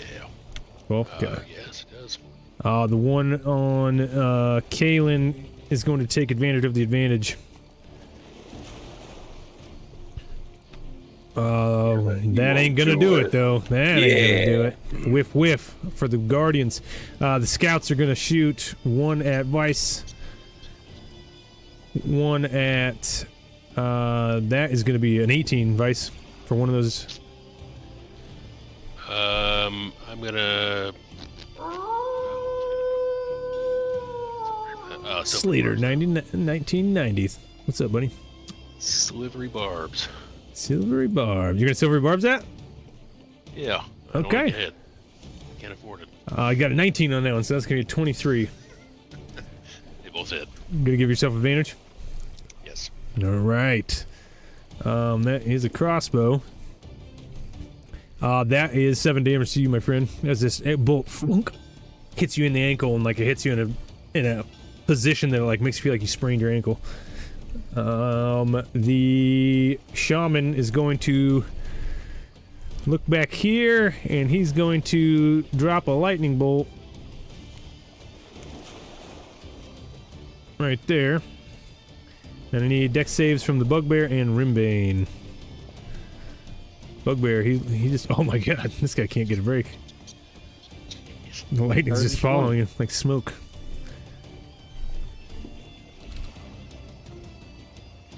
He's looking pretty rough. Dirty 20 for Rim. Rim, you are gonna take 8 lightning damage from that cold lightning. These guys over here are gonna continue their very long trek, 60 feet, and they begin screaming into the town. Hey, the merfolk are attacking the merfolk. The other 3 load, aim, fire. Another bolt streaks out towards the shark in the water. That is an 18, that hits. This is a ballista. And wow, got it.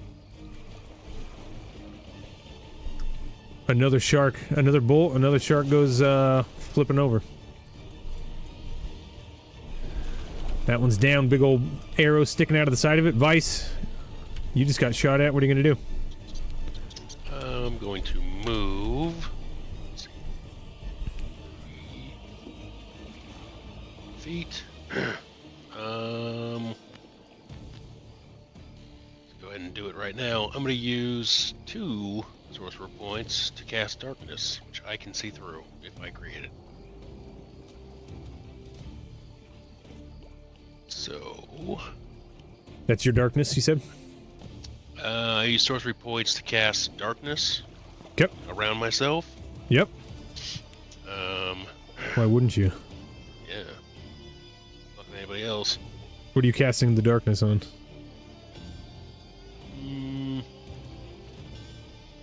That's cast on an object. I believe so. Uh, I don't think it says creature. Yellow belt. Yeah, cast it on your. You just cast it on something on your person. I cast it on my shirt. Cool. All right. And then I will sling out. Of course you will sling, won't you? Slangity.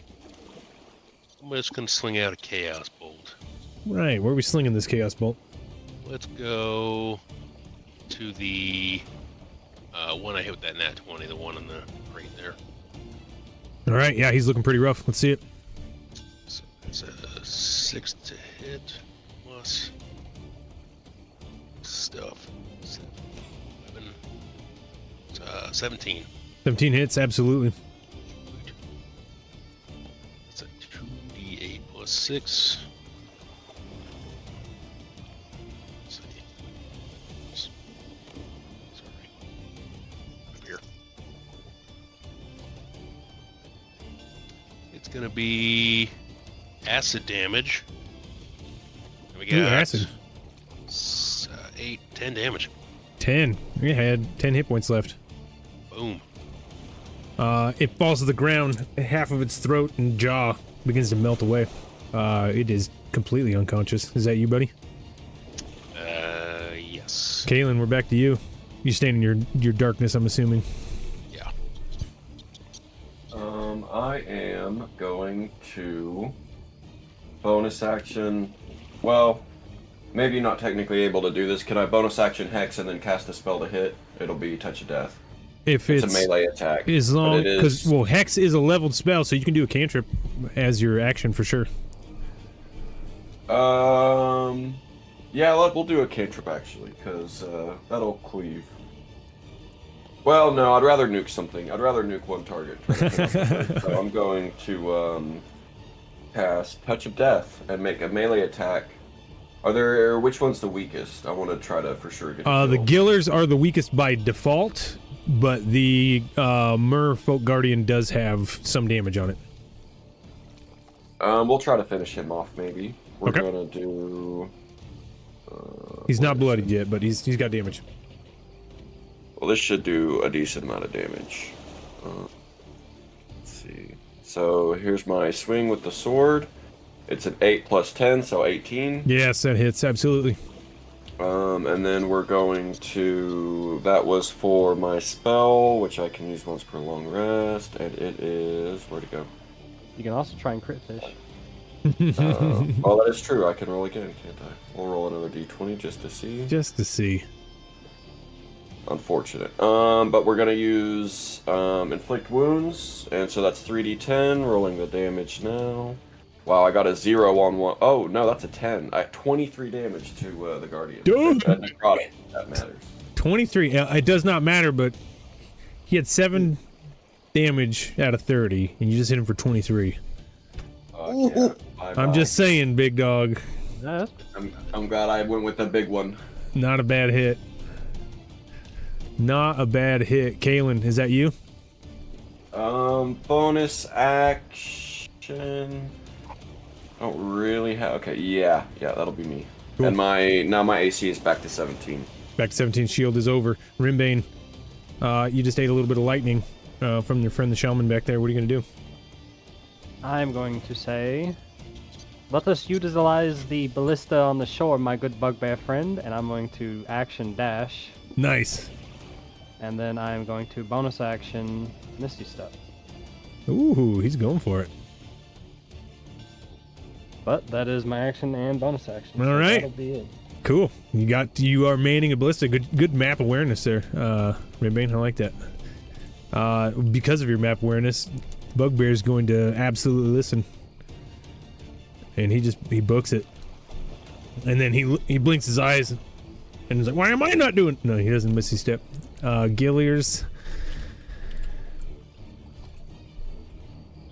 I mean, it's just going to turn into a nightmare over here by my boy. Closest one. Let's see. That's going to be 6 Giller attacks at advantage on you, Kalen. Oh my lord. We're probably gonna burn my second spell slot.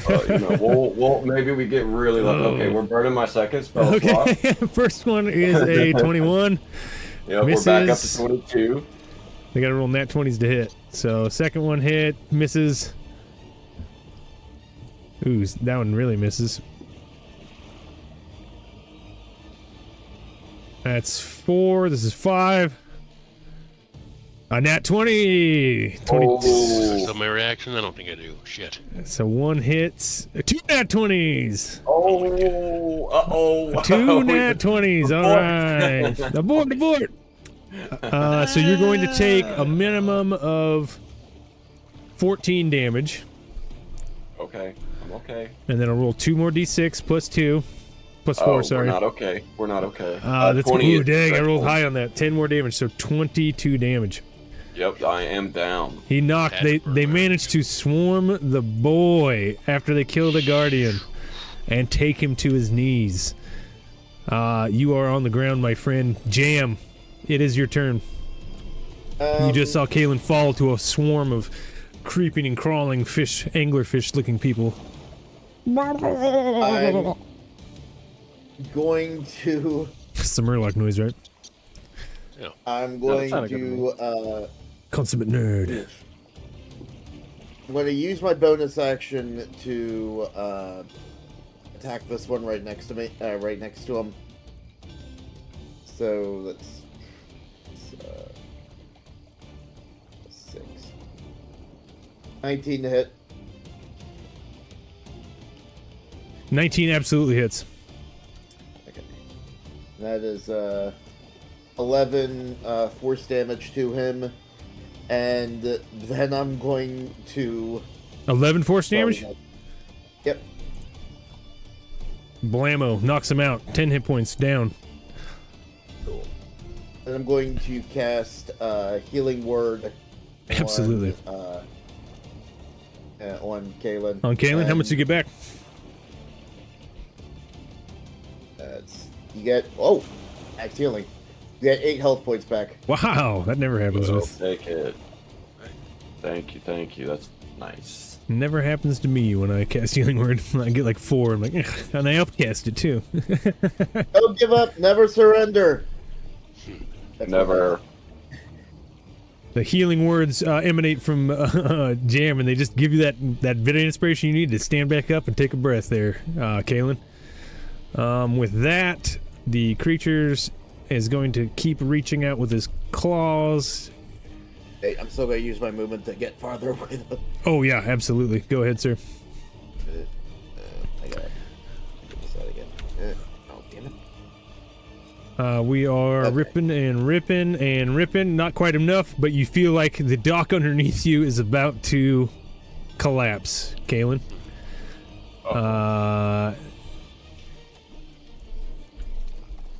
Can't move my character now. There is a shark that floated where you floated. Vice, it is not jumping, it is just waiting. Both of my guardians are dead. The scouts, let's see, the scouts are both going to turn a dial on their crossbows. The tips of their crossbows are going to glow with a blue, and they're going to point towards you into your darkness, Vice. So, first shot, disadvantage. Ooh. This bolt of, like, watery, almost hydro energy just sails by you in the darkness. You hear another click, and you feel another whoosh as, ooh, wow. Second one zips by you also. You see in the backdrop on the wall, these bolts hit the wall, and these watery spheres of torrential water form quickly. But since I don't have anything holding them, they dissipate, and you hear both of the mermen swear under their breath. What's he gonna do? What's the range on that? We got 120. The shaman is going to dive into the water and swim to here. And you guys are all spread out now. He's gonna drop his lightning bolt on you, Jam. Go ahead and make a dex save, please. 14. 14's not gonna save by 1, so you'll take 15 lightning damage as this bolt of lightning cracks down directly on your lightning rod head. Alright, I gotta roll a Constitution check. Oh, Constitution I save. dropped my bless. Bless is dropped. Yep. Alright, the lightning works. We are loaded, we are aimed, we are firing with the 3 brigands on the side over here. They are shooting with advantage at the shaman. And that's gonna absolutely hit. He can't even shield that. This is 6d10 from the ballista. This is made for a shark. Oh wow, look at all those ones. 18 damage to the shaman. He is going to make a constitution save to hold call lightning. He succeeds. Lightning is still up. Vice, we're back to you, buddy. Let's see here. Check something real fast. We're gonna need a bigger boat. That would work, but I'm not gonna do that right now. And I'll yell out to Kalen and say, "Don't fight it, just let it happen." And I will vortex warp him. Yes. Behind me to the rocks. 90 feet? I think he has to be within 90 feet. And Yeah, then no, I think that's your range in any direction. So you can grab him from 90 feet away from you and put him 90 feet on the other side.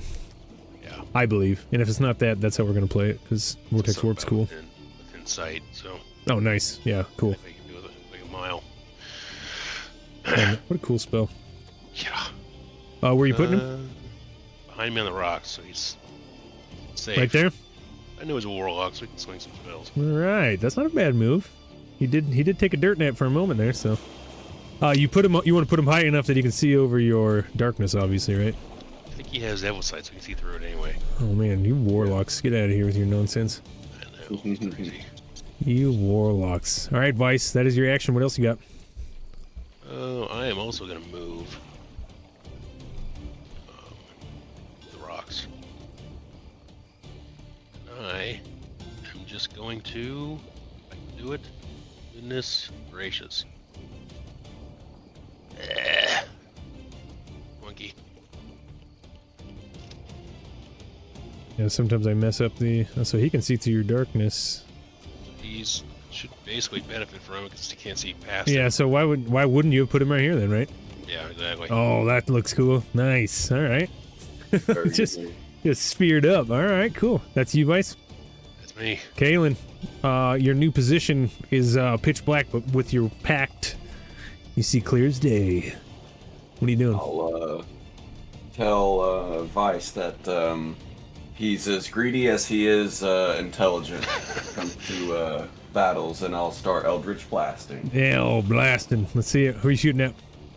We'll just do the ones that are closest to my friends. We'll try to actually. So I'd say you don't have this line of one- sight on... Well, let me see if you do. Let's see if you got line of sight on the shaman. I'll give the shaman full cover if you shoot at him. Okay. Has he been damaged yet? I'm pretty sure. He just took a con save last turn, but he succeeded. I'm pretty sure this one's taking some damage. Oh no, that one's knocked down. Let's see. Okay, we'll just shoot at the small guys approaching on the. I'll let the people closer deal with that one. Okay, sounds good. Blast away. And I will take a shot at this one right here. This one has fairy fire on it, just so you know. Nice. We will take that advantage. Where did we go? Boom. I bonus action Hex, by the way, obviously. Sling it. I definitely did that before. Yeah, you did. So let's see. What? Okay, they were both low rolls, but I still have the potion, so +5, so 16 was my highest to hit. 16 absolutely hits. What is your damage? It is not in the middle of the pack. 8. 8, not bad. These things are minions, so a certain threshold takes them down when they're swarmed up. So that's absolutely, you blast into the swarm, boom, one hits the deck. Is that you, Kaylin? I saw my no, I used my bonus action Hex. Yep, that'll be me. All right. You roll a hex damage too on that 8. That's another d6. Did you add that? No, it is 10 total. 10 total? Okay, yeah, so you definitely got one for sure. Okay, Kaylin, that's you hiding out in the darkness with your buddy Vice. Rimbane, you found yourself a ballista. What are you doing with that thing? It is loaded. You will have to aim it, and after you aim at whatever you want to aim at, the bugbear can run up and fire it. I am aiming right there at that shaman. Yeah, you are. Loaded, you aimed. Is that your turn? Yep. All right, not bad. I'm gonna let you roll this though. So you're gonna get a +6 on this shot. But the bugbear runs up. You point at this ballista. He gets behind you and fires. And that thing is fairy fired, so advantage. Yep. That is a 25 to hit. That will hit. Absolutely. Will a 25 hit? I fucking hope so. Hey, he might have shield. I don't know. What is the damage? You said 60-10? That is 60-10 for the ballista. Alright, got a couple 10s for 38 damage. 38 damage. I believe that's like a 15 or something con save. It's a bigger con save than 10, I hope. Considering that well, yeah, guess what? As soon as that bolt buries into him, you see that it's like the 6-inch round, or not 6-inch, the 3-inch round tubular metal makes a very large, wide crack in his chest cavity. As he looks at you guys, the storm above dissipates, and he slips into the water. I will high-five the bugbear. High five him. I will definitely make you a good drink later, sir. Yeah, good aim. These Can I guys are... just say, before all that happens, that last turn I said I wanted to move, but I wasn't able to move before you flipped my turn over. Oh, yep. So I can't move my character. Why don't you get 30 feet to here, buddy? Thank you.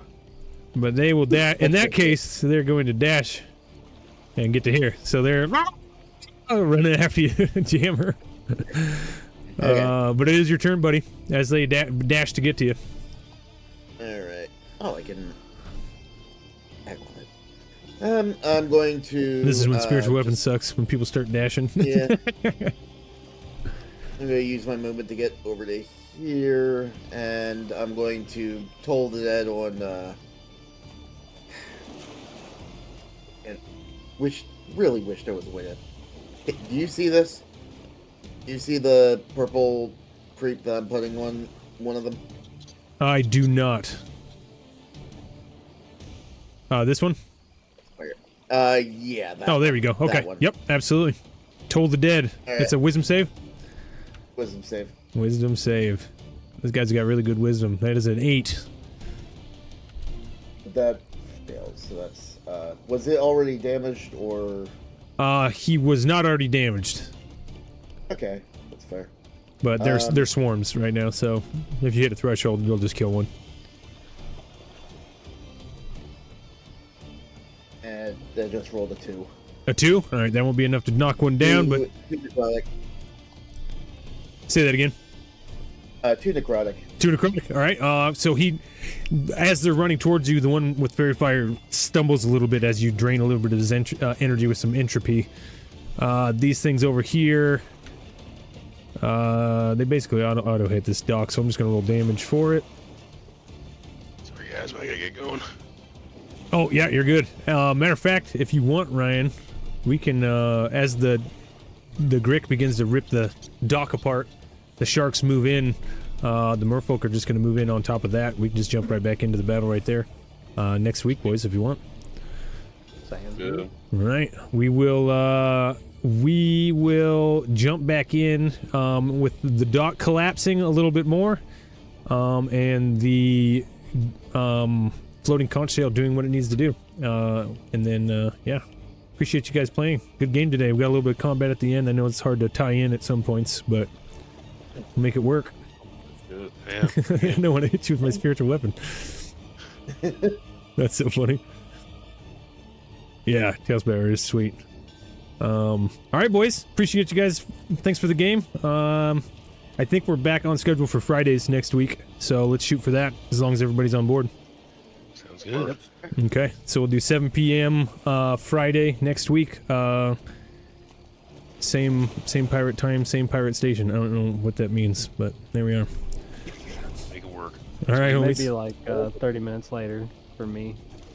Oh, that's Or fine. schedule change a little bit. Yep, we can actually. I'll probably start the stream at 7:15 and then do a 15-minute countdown. So that should work out great, buddy. Sounds good. All right. Thanks, friends. I'll catch you guys soon. Good game. Later. Good Good game. game. Thanks everybody else for jumping in today. Man, usually it's nighttime, so I don't know what's going on. Thanks everybody stopping by. Got a nice, almost 4.5 hour session in.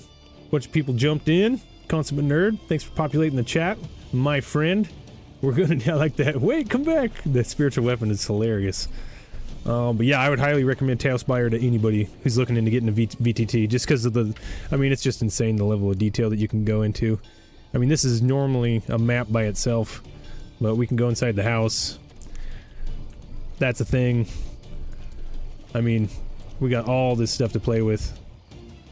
Who knows how long the boys can spend on just one island with all the stuff and underground and under the ocean and all that stuff. But yeah, it's definitely worth the money.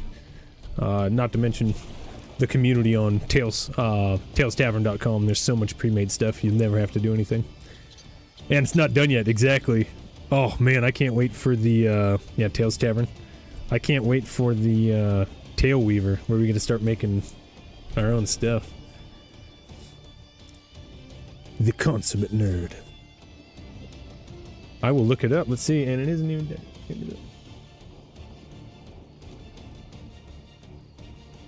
Yep, The Consummate Nerd. I'm actually gonna, I'll pull you up right now, buddy. Let me take a look at that. Let's see what kind of stuff you got.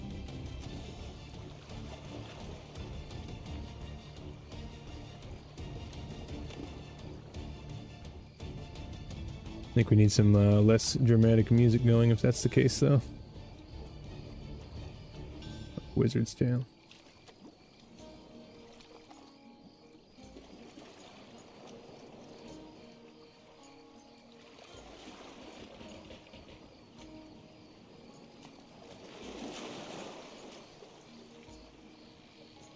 Do-do-do-do-do-do-do.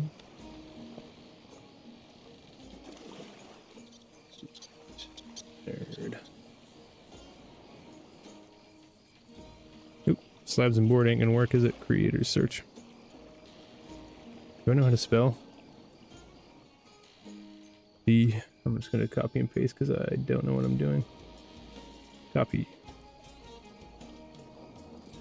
Maybe caps manner. Oh yeah.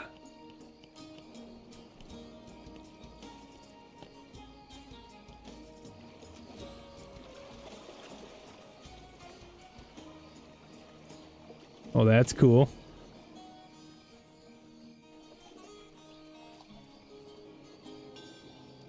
That's cool, man. I'm glad you popped in. I'm gonna give the old, get you the old follow on there on Tailspire. For show. And then, oh man, you got tons of slabs on here. Heck yeah. Red Dragon's Lair. You know I'm checking out that Red Dragon's Lair. You know I'm gonna. Yeah, absolutely. Yeah, that, dude, all those look really huge. Good job. Those are awesome.